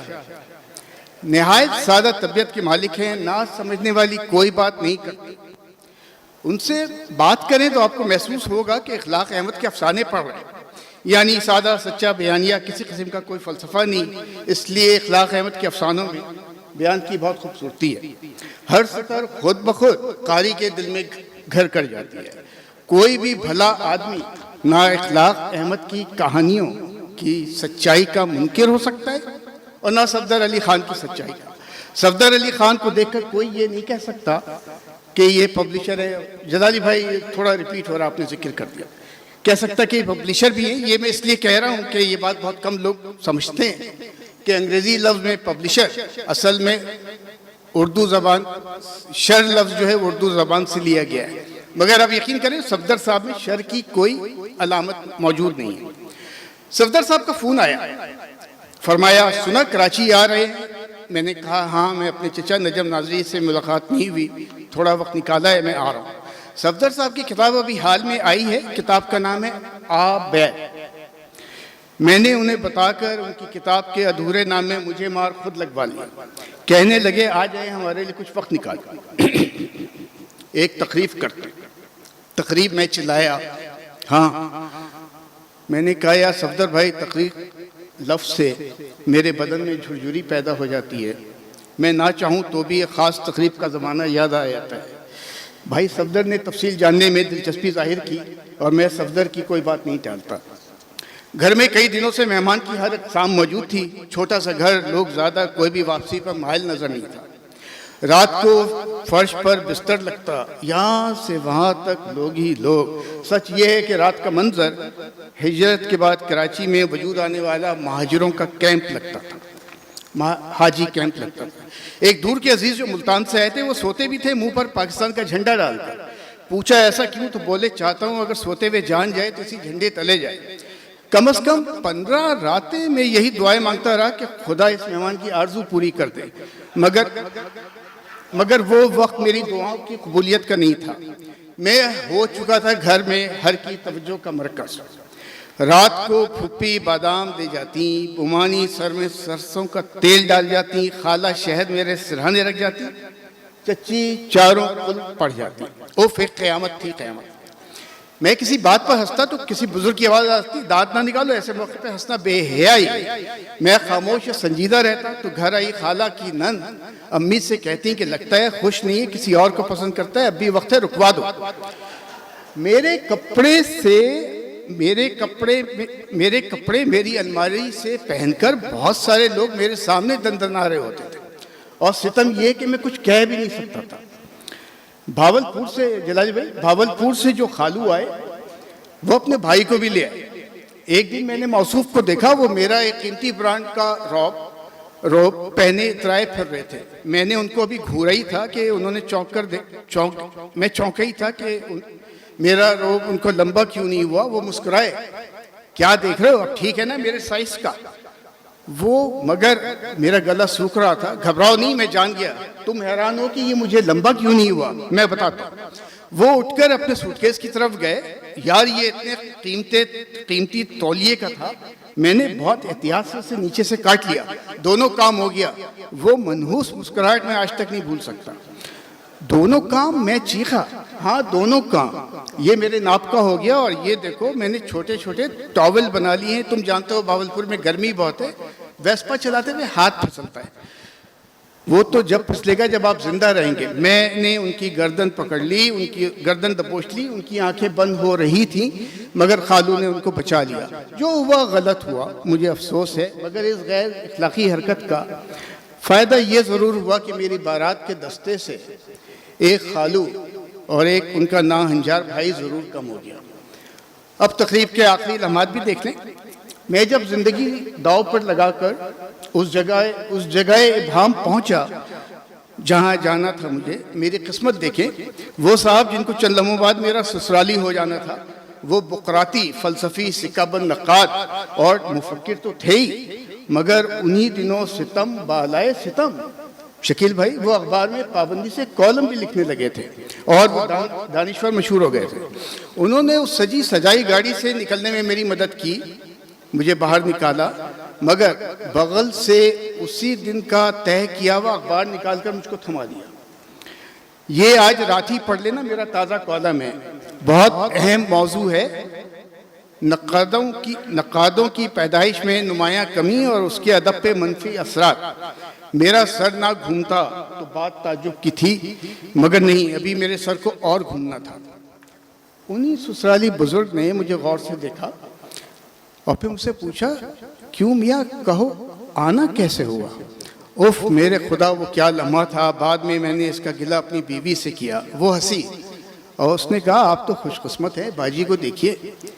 उनकी बारात जब आई थी तो मेरे खालू ने तो दूल्हा भाई से ये पूछा था, क्यों मियाँ अकेले आए, बीवी बच्चों को नहीं लाए।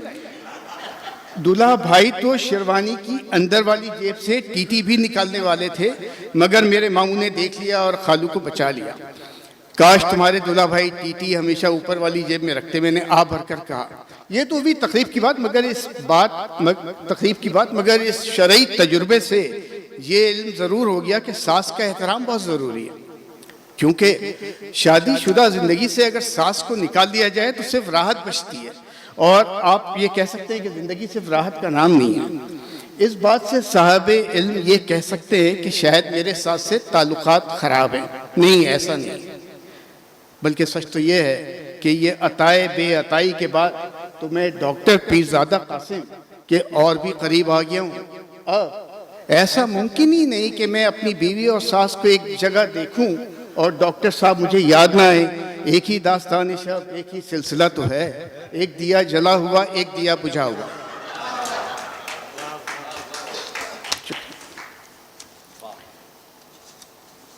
जलाली भाई, मेरा ख्याल है ताजदार भाई चाह रहे थे कि मुझे ज़रा ज़्यादा तंग कर लें, तो अब ताजदार भाई मेरी बात। मुझसे ताजदार आदिल ने दरियाफ्त किया कि मैं बीवी को हमेशा ज़ौजा कहकर क्यों मुखातिब करता हूँ, बेगम या अहलिया क्यों नहीं कहता। मेरी वजह सुनकर ताजदार बहुत मुस्कुराए और कहा, यार वाकई इस बात में वजन है, मैं आज से सिर्फ ज़ौजा ही कहूँगा। ताजदार आदिल को, इखलाक भाई, ताजदार आदिल को मैंने दिल की बात बताई थी। अहलिया कहने में सबसे बड़ी कबाहत यह है कि ये लफ्ज़ आप पर ख़त्म होता है। इतनी बड़ी गलती भला कौन होशमंद कर सकता है। हम क्यों ना खुद को धोखे में रखकर कुछ देर तस्कीन भी हासिल कर लें। लुगत में ज़ौजा भी तो मौजूद है। इस लफ्ज़ की खूबसूरती ये है कि ये कम से कम जा पर तो ख़त्म होता है। ताजदार आदिल को मगरूर कहना बहुत बहुतान तराशी है और उनकी अदम दस्तयाबी की शिकायत करना नाअक्ली है। अब भला क्या ये ज़रूरी है कि ताजदार अपने मर्द दोस्तों को भी बराबर वक्त दिया करें? ये जिन्स के फैसले तो कुदरत के होते हैं। जब मशहूर प्रोग्राम नीलाम घर एक तवील नशरियात के बाद इख्तिताम पजीर हुआ तो हम बहुत खुश हुए कि अब ताजदार आदिल तारिक अजीज़ के बाद हमारी तरफ भी मुतवज्जो होंगे तो कुछ हमारे लिखे ड्रामों पे भी तवज्जो देंगे। मगर ये कहाँ ज़रूरी है कि बाहर आए तो ठहर भी जाए। नीलाम घर बंद हुआ तो हमारे ताजदार आदिल कराची टीवी के मालिक कुल हो गए, यानी अब उनकी मसरूफियात में 4 गुना इजाफा हो गया। अच्छे दोस्त की तरह मैंने भी ताजदार की हक़ में बहुत दुआएं की। ताजदार आदिल अब हर प्रोग्राम की निगरानी पे मामूर थे और जाहिर है उसमें करंट अफेयर भी शामिल था। जलाली भाई, करंट अफेयर भी शामिल था। एक खूबसूरत शायर और रुमान परवर जब करंट अफेयर्स की निगरानी करे तो लताफत क्यों ना आए। स्टेशन डायरेक्टर का कमरा जलाली भाई आपका भी था। किताबें, फूल, खुशबू, चाय और दीवारों पे नस्ब 4-5 मॉनिटर। मैं भाई ताजदार के दफ्तर में बैठा था। सरकारी टीवी वज़ीर आज़म और वज़रा की कवरेज बहुत खुशू खुजू से पेश करता है। ताजदार आदिल गुफ्तगू के साथ मॉनिटर पे वज़ीर आज़म की तकरीर और तकरीब की नशरियात भी देख रहे थे और फ़ोन पर किसी को हिदायत भी दे रहे थे। ताजदार भाई आपको याद आएगा, ज़रा इनका फ्रेम ठीक करें, ज़रा पहली सफ में बैठे लोगों को जूम करें। इस वजीर को ना दिखाएं, इसने तो मैट्रिक भी पास नहीं किया है। यहाँ तक तो बात दुरुस्त थी। वज़ीर आज़म की तकरीर ख़त्म हुई, हम दोनों ने खाना खाया, चाय पीते हुए कहने लगे यार जाना नहीं, बस ये ट्रांसमिशन थोड़ी देर की बात है, बैठो। कॉन्फ्रेंस अभी जारी थी मगर अब कॉन्फ्रेंस का मंजर ज़रा बदला। डॉक्टर साहब, मंजर अब ज़रा बदला और ताजदार आदिल पर इनके अंदर का खूबसूरत शायर हावी होने लगा। जरा भी देखिए, शायर हावी होने लगा। ज़रा हसीना वाजिद के खुले बाल को फोकस कर दे। हाय, मैंने हैरत से भाई ताजदार आदिल को देखा, वो किसी दूसरे आलम में गुम थे। ये आंखें बहुत खूबसूरत हैं, बंगाली आंखें, वैसे भी बाजू गंवाने के बाद तो हमारी रही नहीं। ज़रा इसको जूम करके स्टिल कर दें और तकरीर को म्यूट करके बंसी पे कोई धुन लगवा दें। अब मंजर बदला, ताजदार ने पहलू बदला। ये साड़ी का बॉर्डर बहुत खूबसूरत है, ज़रा क्लोजअप तो करें। और हाँ, ये पीछे लगी टाइगर की तस्वीर काट दें, जमालियाती बहाव में रुकावट महसूस हो रही है। सार्क कॉन्फ्रेंस थी, अब श्रीलंका की बिंद्रा नायके तकरीर कर रही थी। सच है, करंट अफेयर्स का ये मतलब किसी किताब में ये कहाँ लिखा है कि ये सिर्फ सियासी हो, मगर करंट का ये पहलू देखकर मेरे बदन में भी करंट दौड़ गया। मैंने ताजदार आदिल के हक़ में बहुत सारी दुआएं की और फिर बहुत खामोशी से मैं उस कमरे से निकल गया।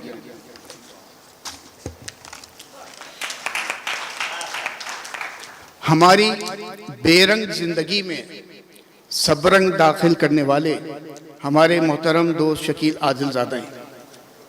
उर्दू ऐसी लिखते हैं कि पढ़ने वाले का उर्दू सीखने का दिल चाहता है। पाकिस्तान में डाइजेस्ट को मोतबर करने वालों की फहरिस्त में हमेशा इनका नाम दर्ज होगा, अव्वल फहरिस्त में सबसे ऊपर होगा। कोई मौरिख किसी गड़बड़ की कोशिश करेगा तो मुझे यकीन है कि उससे निपटने के लिए भाई शकील और सबरंग के लाखों चाहने वाले काफ़ी हैं। मैंने दरियाफ्त किया कि ये इस कदर उर्दू मौला क्यों लिखते हैं।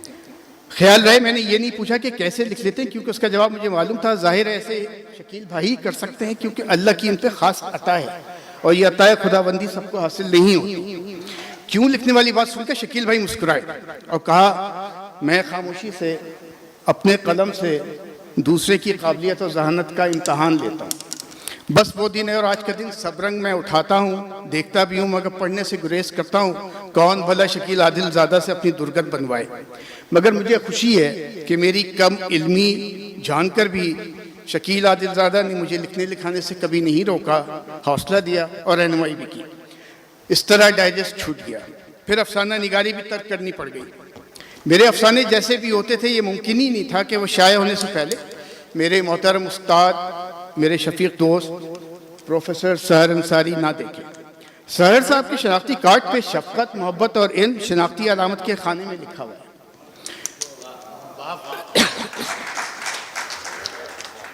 नादरा बहुत खफा हुआ कि कोई आसान अलामत दर्ज करें, स्पेस नहीं है, इतनी जगह नहीं है। मगर ये अलामत मुख्तसर करना अगर मुमकिन हो भी तो ये बात जायज़ नज़र नहीं आती, क्योंकि सहर साहब की यही शनाख्त है। मैं अमेरिका भाग निकला, मगर उसके बावजूद मेरी अफसाना पुरसी करते रहे, मेरी तहरीरों को अपनी मोहब्बत से निखारते रहे।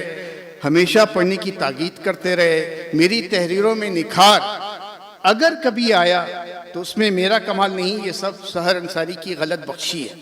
मसला ये हुआ कि अगर कभी तातुल आ जाता तो सहर साहब दोस्त को अलग खड़ा कर देते और उस्ताद बनकर सामने खड़े हो जाते। आजकल क्या पढ़ रहे हो? सहर साहब ने बहुत गौर से मुझे देखते हुए कहा। उनके सामने मैं झूठ नहीं बोल सकता। मैं सहर भाई बहुत उदास रहता हूँ आजकल।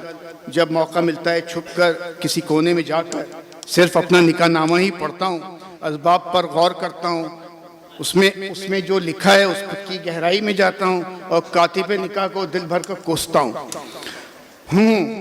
सहर भाई ने गौर से सुना, गहरी सांस ली, आसमान को देखा और फिर आस्ते से फरमाया, कितनी बार कहा है हमेशा अच्छी चीज़ें पढ़ा करो। सहर भाई की आवाज़ सुनकर अंदाज़ा हुआ कि शादीशुदा अदीब के सारे दुख एक जैसे होते हैं। अफसाना निगारी और नावल निगारी की, मगर सहर साहब की मुझसे लगी उम्मीदों ने मुझे डरा दिया। सोचा कुछ ऐसा करता हूँ कि सहर साहब की दिलचस्पी बिल्कुल ना हो। मिज़ाह लिखने लगा। अब भला सहर अंसारी इस कदर संजीदा आदमी है, मिज़ाह और वो भी मेरा लिखा, कहाँ वक्त बर्बाद करेंगे वो। मिज़ाह लिखना बहुत मुस्तजीदा काम है। ये अरस्तू और बुकरात ने भी कहा। शायद मैं ये बात हरगिज़ ना मानता अगर मेरी खालिद इरफान से मुलाकात नहीं होती।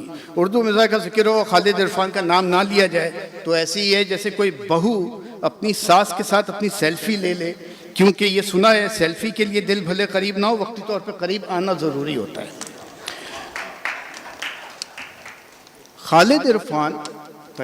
खालिद इरफान मज़ाहिया शायरी का बहुत बड़ा नाम, बेहद शाइस्ता अंदाज से अशार में तंज़ करते हैं। हमारे दोस्त की एक बड़ी खूबी है कि जनाब मुशायरों में अशार के साथ तमहीद पेश नहीं करते, यानी शेर सुनाते तो हैं, शेर समझाने की कोशिश नहीं करते। और वो शेर सुनाते वक्त सहर भाई, और वो शेर सुनाते वक्त भले कराची में शेर सुना रहे या मेरठ में, पॉपुलर होने के लिए हरकतें नहीं करते। भले हरकतें नहीं करते। भाई खालिद इरफान की दर्दमंदी और संजीदगी का जिक्र ना करने का गुनाह मैं नहीं कर सकता। खालिद इरफान किसी की आंखों में आंसू नहीं देख सकते। मर्दों की आंखों में आंसू देकर सब्र की तलकीन करते हैं, मगर ख्वातीन की आंखों की नमी को वो अपने रुमाल में जज्ब करने के लिए बेताब हो जाते हैं। बल्कि बाज़ दफ़ा तो खालिद इरफान ख्वातीन की अश्क थमाई करते हुए नहायत चाबुक दस्ती के साथ अपना सेल नंबर भी थमा देते हैं। बहुत नर्म दिल हैं, उसका यानी शाहिद मैं हूँ। उनकी शादी की तकरीब के आखिरी मराहिल थे, रुखसती हो रही थी, स्टेज से बाहर के दरवाजे तक का सफ़र था।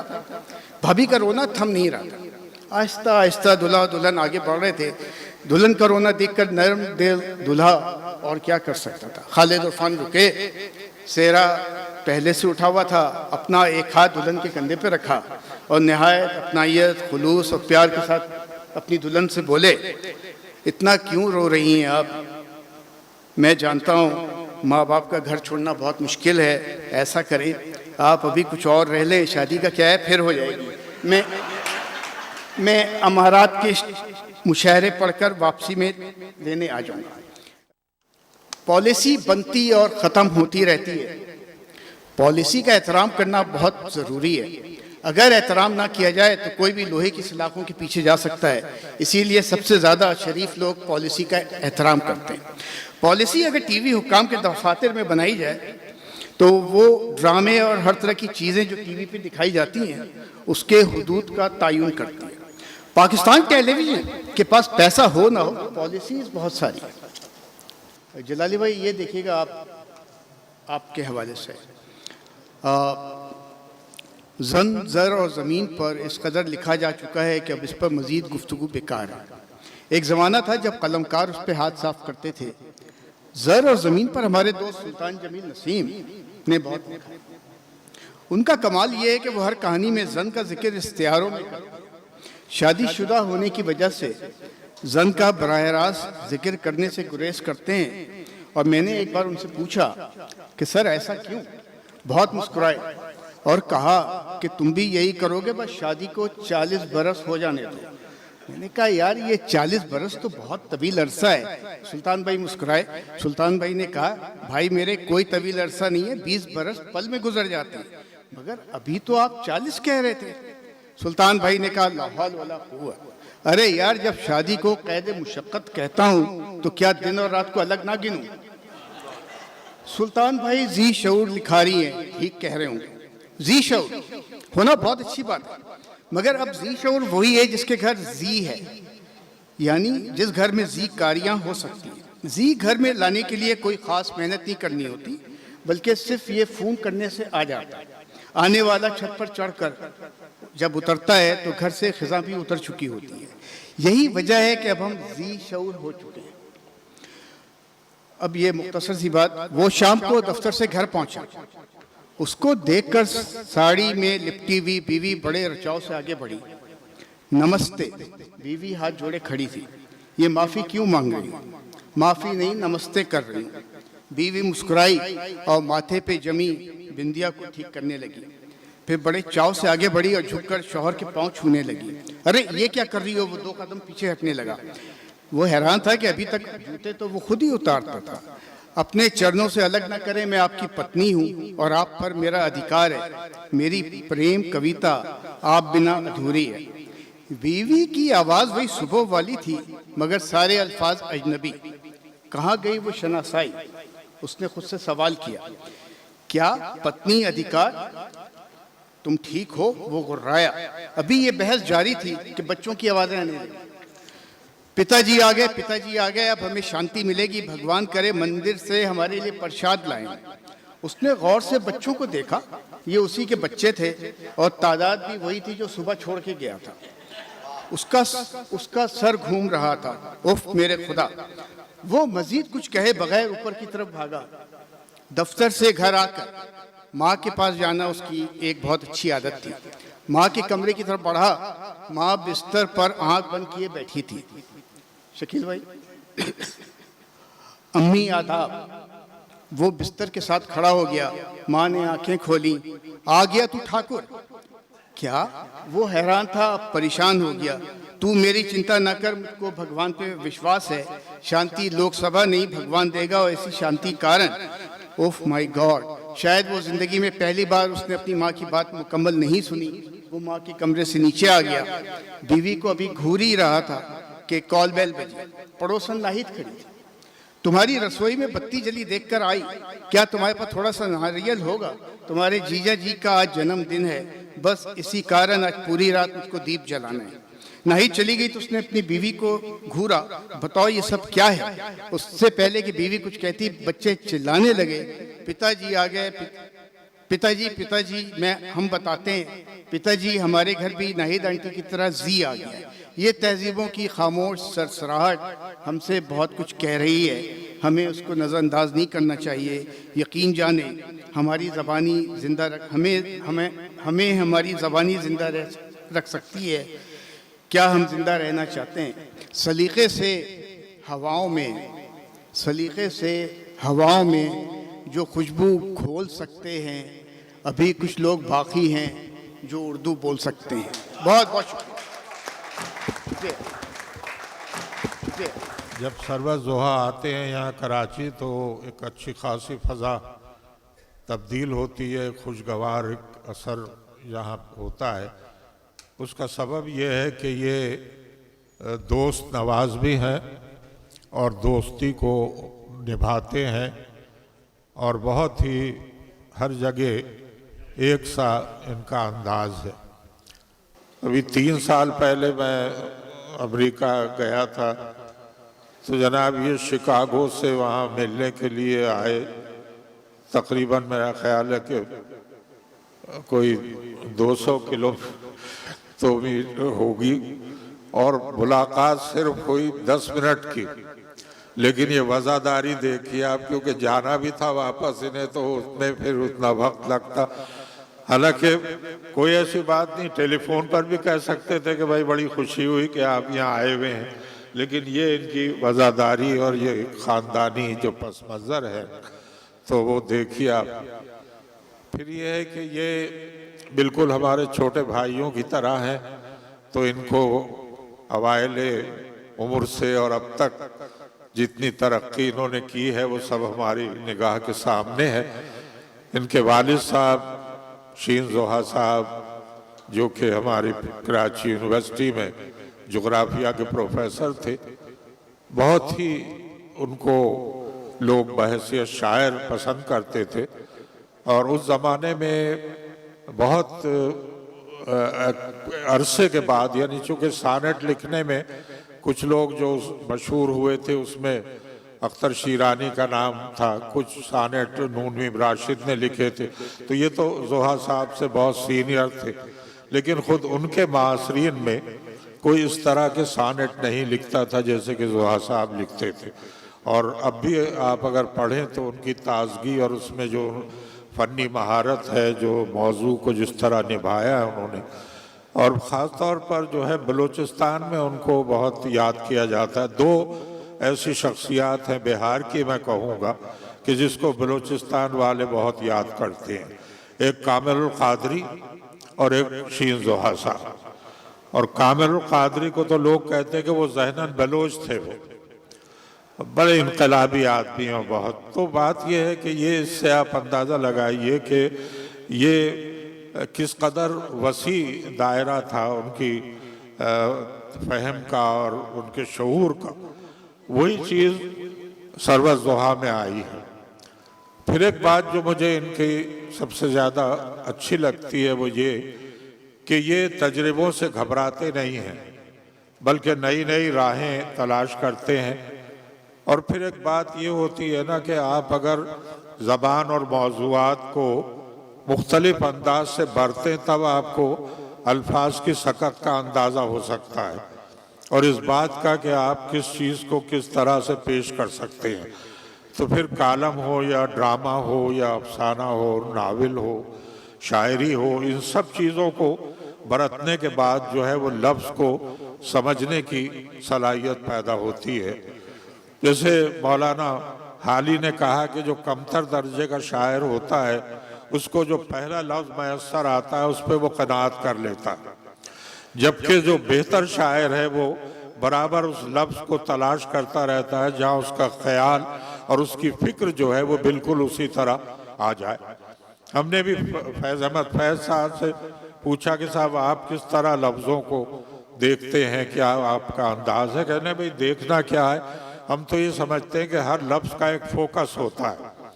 अगर वो फोकस से हटा है तो नज़र तो आता है कि कोई है, लेकिन उसमें वो शार्पनेस, वो उसकी पूरी जुज़ियात वो शामिल नहीं होती हैं, तो लफ्ज़ को आउट ऑफ फोकस नहीं होना चाहिए।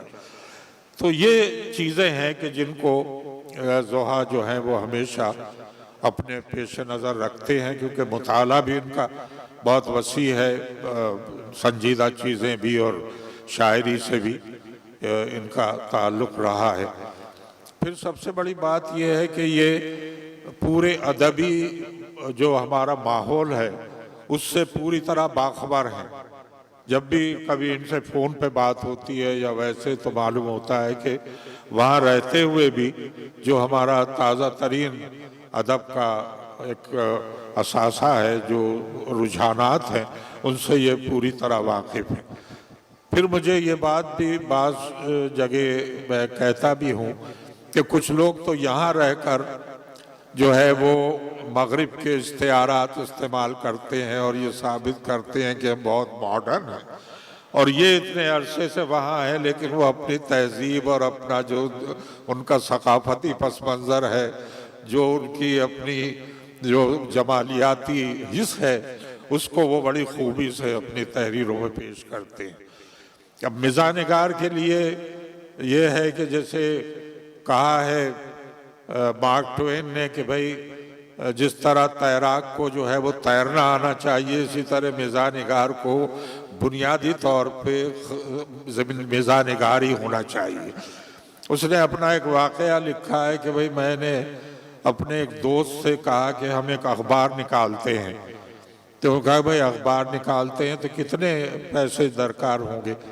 लगे कोई ऐसे नहीं है, लेकिन ये कि हमें $3 भी अगर मिल जाए तो हम शुरू कर देते हैं। अब उसके बाद ये हुआ कि ये एक गली में जा रहे थे, वहाँ एक कुत्ता इनको नज़र आया, वो कुत्ता इन्होंने पकड़ लिया और आगे कहीं बढ़ गए। अब इनका मालिक जो है वो आया तो कहने लगे कि साहब अच्छी, इस असना में उन्होंने वो एक शख्स से कहा कि भाई कुत्ता खरीदते हो? तो कहा कि जी बिल्कुल। कहने लगे $6 में दूंगा ये कुत्ता, मैं बेच दिया। इतने में उसका मालिक ढूंढता हुआ आया कि साहब ये जो है कुत्ता मेरा आपको नज़र आया कहीं? कहने लगे हाँ वो एक फलां शख्स के पास है, मगर वो $3 में देगा आपको अगर आप उससे ले लें। तो ये गया, उसने कुत्ता अपना छुड़ा लिया, $3 भी उसको दे दिए और मार्क ट्वेन को $3 बच गए। तो उन्होंने अखबार निकाल लिया। तो बात ये है कि मिजाज जो है वो यह मसला, उसने कहा कि मैं और मेरा भाई जुड़वा पैदा हुए थे। एक दिन मैं नहलाते हुए जो है मेरा भाई जो है वो मर गया टब में, और मेरी माँ ये समझती है आज तक कि मैं मर गया। तो ये मिजाज जो है ये कोई बड़ी अजीब चीज़ है कि जो अगर ज़रा सा भी इसमें कोई नफासत का और सलीक़े का एहतमाम ना हो तो वो पकड़पन बन जाता है। अब इन्होंने खाके लिखे हैं। अब खाके का ये है कि एक तो खाका लिखना होता है और एक खाका उड़ाना होता है। तो खाका उड़ाया नहीं है इन्होंने, खाके लिखे हैं जिसमें पूरा एक तहजीबी रवैया भी मौजूद है, ताल्लुकात का जो एक रख रखाव होना चाहिए वो भी है, और उसके साथ साथ बैन सतूर बातें भी ऐसी कई हैं कि जो आप सुने पढ़ें और उससे लुत्फ लें। अब जो शख्सियतें यहाँ हैं इनके लिए तो मैंने देखा कि भाई ताजदार आदिल हैं, उसमें कासिम जलाली हैं, पीरजादा साहब हैं, शकील आदिलज़ादा हैं और इरफान है, खालिद इरफान का। तो यही सारी तहरीरें मेरे पास भी हैं। तो अभी तो आप खुद जो है वो उनके ज़बान गैर से क्या शरह आरजू करते, वो तो खुद खाके सुना चुके हैं, जिससे आपको अंदाज़ा हो गया कि उनमें कितनी शगुफ्तगी है और कितनी ताजगी है। अब हम चाहेंगे कि ये अहबाबियात जो है किताबी शक्ल में आए और उसकी तकरीब यहाँ हो और हम सब उससे लुत्फ़अंदोज़ हो सकें। बहुत शुक्रिया। सरवत ज़ुहा ने खाका उड़ाया नहीं है, खाका लिखा है। और सरवत ज़ुहा जानते हैं खाका उड़ाने और खाका लिखने में कितना बारीक फ़र्क है, और ये उस नज़ाकत को मलहूज़ ख़ातिर रखते हैं। अपनी तहरीरों में खिताब कर रहे थे और मैंने जैसे कि कहा कि हम बहुत सी बातें जान पाएंगे। आज लफ्ज़ की परफेक्शन पे बहुत बात हुई। सहर भाई ने भी कहा कि लफ्ज़ वेल फोकस्ड होना चाहिए, चाहे वो शायरी में लिखा जाए या नसर में लिखा जाए, लफ्ज़ को आउट ऑफ फोकस नहीं होना चाहिए। और हमारे पास सहर अंसारी के बाद एक ऐसी शख्सियत जो मेहमान खुसूसी की हैसियत से इस महफिल में शरीक है, वो बखूबी जानती है कि वेल फोकस्ड लफ्ज़ क्या होता है। नस्र पे दस्तरस रखने वाले, जुमला लिखने वाले, और वो जुमला कि जिससे हम सीखते हैं। बचपन में हमने इनकी तहरीरें सबरंग डाइजेस्ट में इनकी सीरियल आती थी, इनका वो पढ़ी तो यकीन जानिए उसमें इन्होंने कहानी नहीं लिखी है, कहानी से बढ़ के उसमें ज़िंदगी का फ़लसफ़ा लिखा है। मेरी एक डायरी खो गई बचपन की, जिसका मुझे आज तक कलक है कि मैंने उस इनका में कहे जाने वाले, इनके लिखे जाने वाले वो जुमले जो कोटेशन की हैसियत रखते हैं वो मैंने जमा किए थे, वो खो गए कहीं। मुझे उसका बड़ा कलक है। आप जानते हैं शकील आदिलज़ादा की तहरीर और इनके तर्ज अंदाज को तशरीफ़ लाएंगे, खिताब करेंगे जनाब शकील आदिलज़ादा।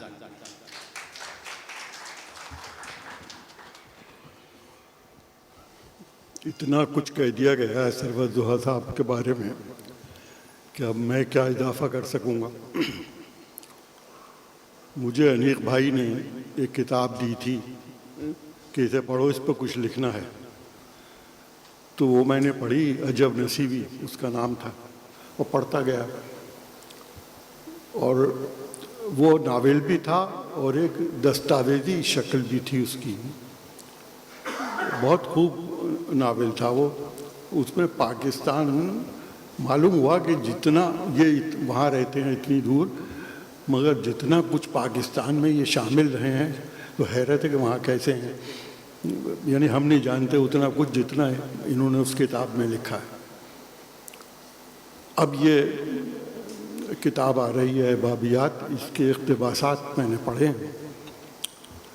और सूरत ये कभी मैंने कहा था यहीं पर कि असल में मुश्ताक़ अहमद यूसुफ़ी साहब ने उर्दू मिज़ाह को जितना नुकसान पहुंचाया है उतना किसी और शख्स ने नहीं, किसी उन्होंने वो बात इतनी दूर तक ले गए हैं मिज़ाह की कि अब कोई उनके करीब भी नहीं पटकता। तो अब जो जुर्रत करता है यूसुफ़ी साहब के बाद लिखने की, वो वाकई जुर्रतमंद है। और ये जुर्रत सरवत दुआ साहब ने भी की है और करते रहने चाहिए, बहुत लोग करते हैं। और बहुत कमाल के यानी बिल्कुल मुख्तलिफ मिज़ाह है इनका, उसमें नुक्ता तराज़ी है और ख़याल आफरीनी है। तो मेरी तरफ से पेशगी मुबारकबाद।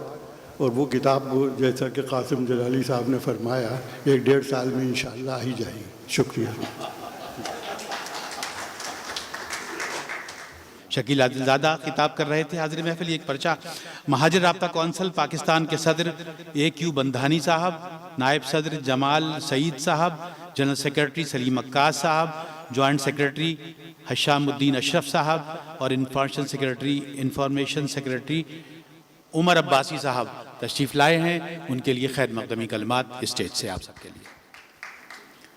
और शहर की नामवर शख्सियात मौजूद हैं, आप सब देख रहे हैं। प्रोफेसर हारून रशीद मौजूद हैं, अफराहीम यहाँ मौजूद हैं। कुछ लोगों के नाम मेरे फौरी जहन में नहीं आ रहे हैं। आप सब मोस्ट वेलकम, आप तशरीफ़ लाए, आपने वक्त निकाला इस तकरीब के लिए। ये इज़्ज़त अफ़ज़ाई है सफदर अली ख़ां की भी, उनके रिसाले की भी, और सबसे ज़्यादा खराज तहसीन है सरवत ज़ोहा को कि वो तशरीफ़ लाए हुए हैं और हम सब यहाँ उनको उनकी तकरीब में शरीक हैं। हाज़िर महफिल बिल्कुल आखिरी मरहला तकरीब का, वो मरहला जब हम सदर गिरामी क़द्र से दरख्वास्त करते हैं कि वो माइक पे तशरीफ़ लाएँ। आप जानते हैं प्रोफेसर डॉक्टर पीरज़ादा कासिम रज़ा सिद्दीकी की तारुफ़ में कुछ भी कहना सूरत को चिराग दिखाने के मुतरादिफ़ है। हमारे उस्ताद इंतहाई नामवर शायर, आप जानते हैं माहिर तालीम और अदबी सबसे पहले आने वाले।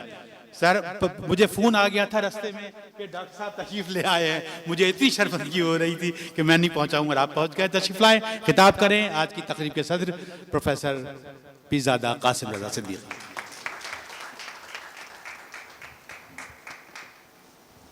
बिस्मिल्लाहिर्रहमानिर्रहीम। हाज़रीन गिरामी, ये आज की जो तकरीब मजलिस या तकरीब एज़ाज़ सरवत ज़ोहा के लिए मुनक़्क़िद की है, इसमें बड़ी मानवियत है। आप सब यहाँ काफ़ी देर से इस तकरीब में हैं और बहुत खुशदिली के साथ इसका हिस्सा बने हुए।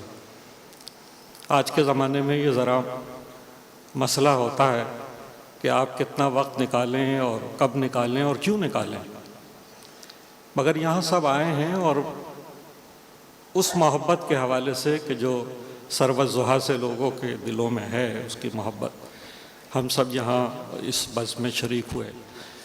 मगर मैं यहाँ बैठे हुए इस स्टेज पे ये देख रहा था कि अगर आप अपने ज़माने में ज़बान हो, अदब हो या तहज़ीब हो, उसका इर्तक़ा अहद बाहद देखें तो उसके लिए एक बिल्कुल मिसाल बन के आज की ये महफ़िल सामने आ जाती है।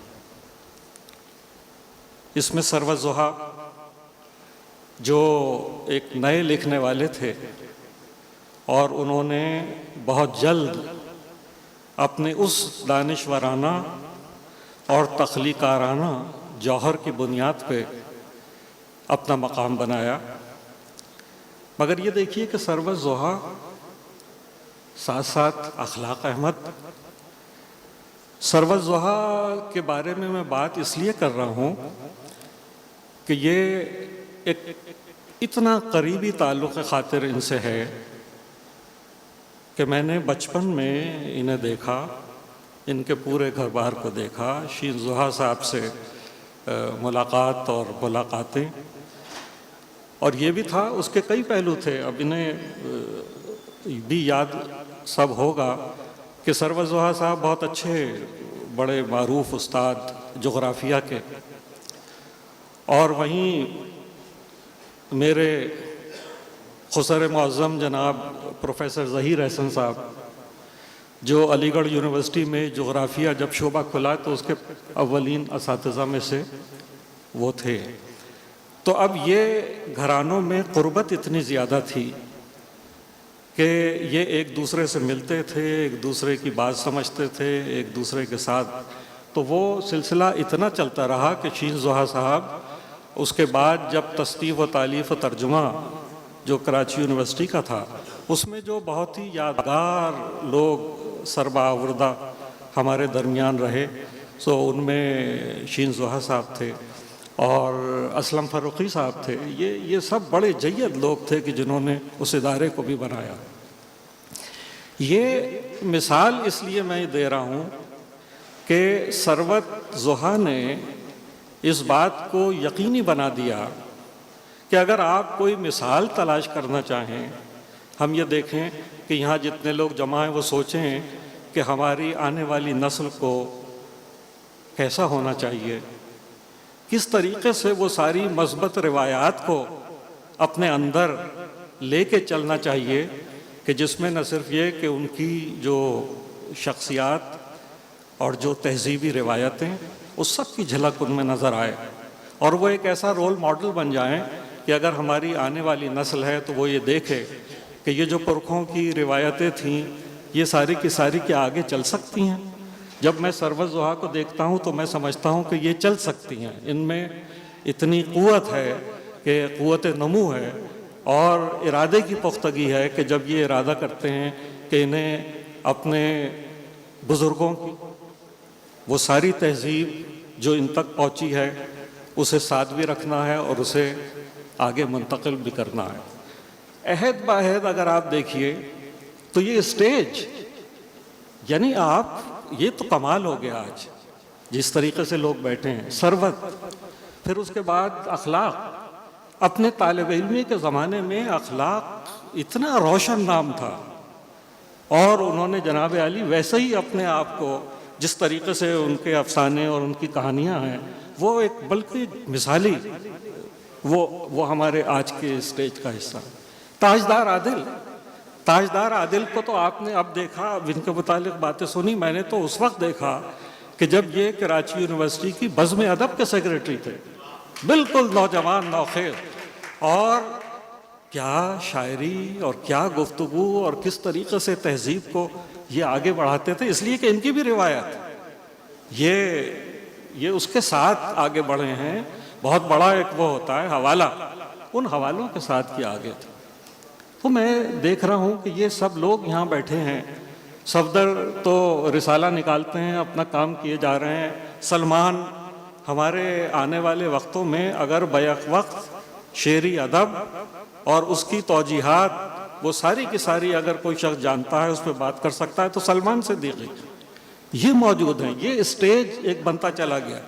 कासिम जलाली इतना बड़ा नाम है, ये बहुत सारी गुफ्तगू करके चले गए।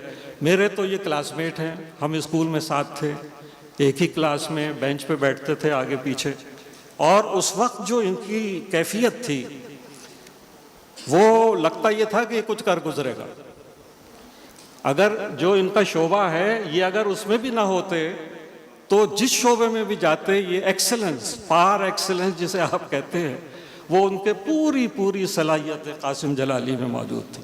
मैं जाहिर है कि हाजिर और नाजिर हूँ, इसका गवाह हूँ, और मैंने देखा कि उन्होंने एक मकाम बनाया। तो ये सारी जो अदब ये चलता चला जा रहा है। सहर अंसारी साहब को देख लीजिए, हमारे पेशरो। तो अब हम ये कैसे कह सकते हैं कि अगर अदब के हवाले से कुछ हम में कुछ रोशनी, थोड़ी बहुत झिलमिलाहट है, तो वो इनके बगैर हो सकती है? कैसे होगा? नहीं हो सकता। और फिर शकील आदिल ज़ादा साहब को देख लीजिए, अगर इस वक्त आज ये बैठे हुए हैं और बड़ा एजाज़ भी इन्हें हुकूमत वक्त ने दिया है। ये तो बहुत पहले, मेरे ख्याल है 50 बरस पहले इस एजाज़ के मुस्तहिक़ थे। तो ये इनसे बेहतर नसरी तहरीर लिखने वाला मेरा ख्याल है नहीं है। गिने चुने लोग होंगे, आप गिन लीजिए हाथ पे। तो ये सारी बातें जो हैं, इससे देखिए आपको एक नज़र आ रहा है कि अहद बाहद किस तरीके से रिवायत परवान चढ़ सकती हैं। तो ये हम सब यहाँ मौजूद हैं और इसको आगे ले जाने का इंतज़ाम और इंसराम करना चाहते हैं कि ये इसी तरीके से। तो उसके लिए ज़रूरी है कि सरवत या इन जैसे और लोग आते रहें, लिखते रहें। उर्दू अदब, उर्दू ज़बान, उसकी सकाफ़त, हमारी तहज़ीब, ये सारी की सारी महफूज हाथों में आगे मुंतकिल होती चली जाए। तो ये मैं समझता हूँ कि ये मज़हर है आज की ये महफ़िल कि इसमें हम एक ऐसे शख्स को खराज तहसीन पेश कर रहे हैं कि जिसने इन सब चीज़ों की पासदारी की है।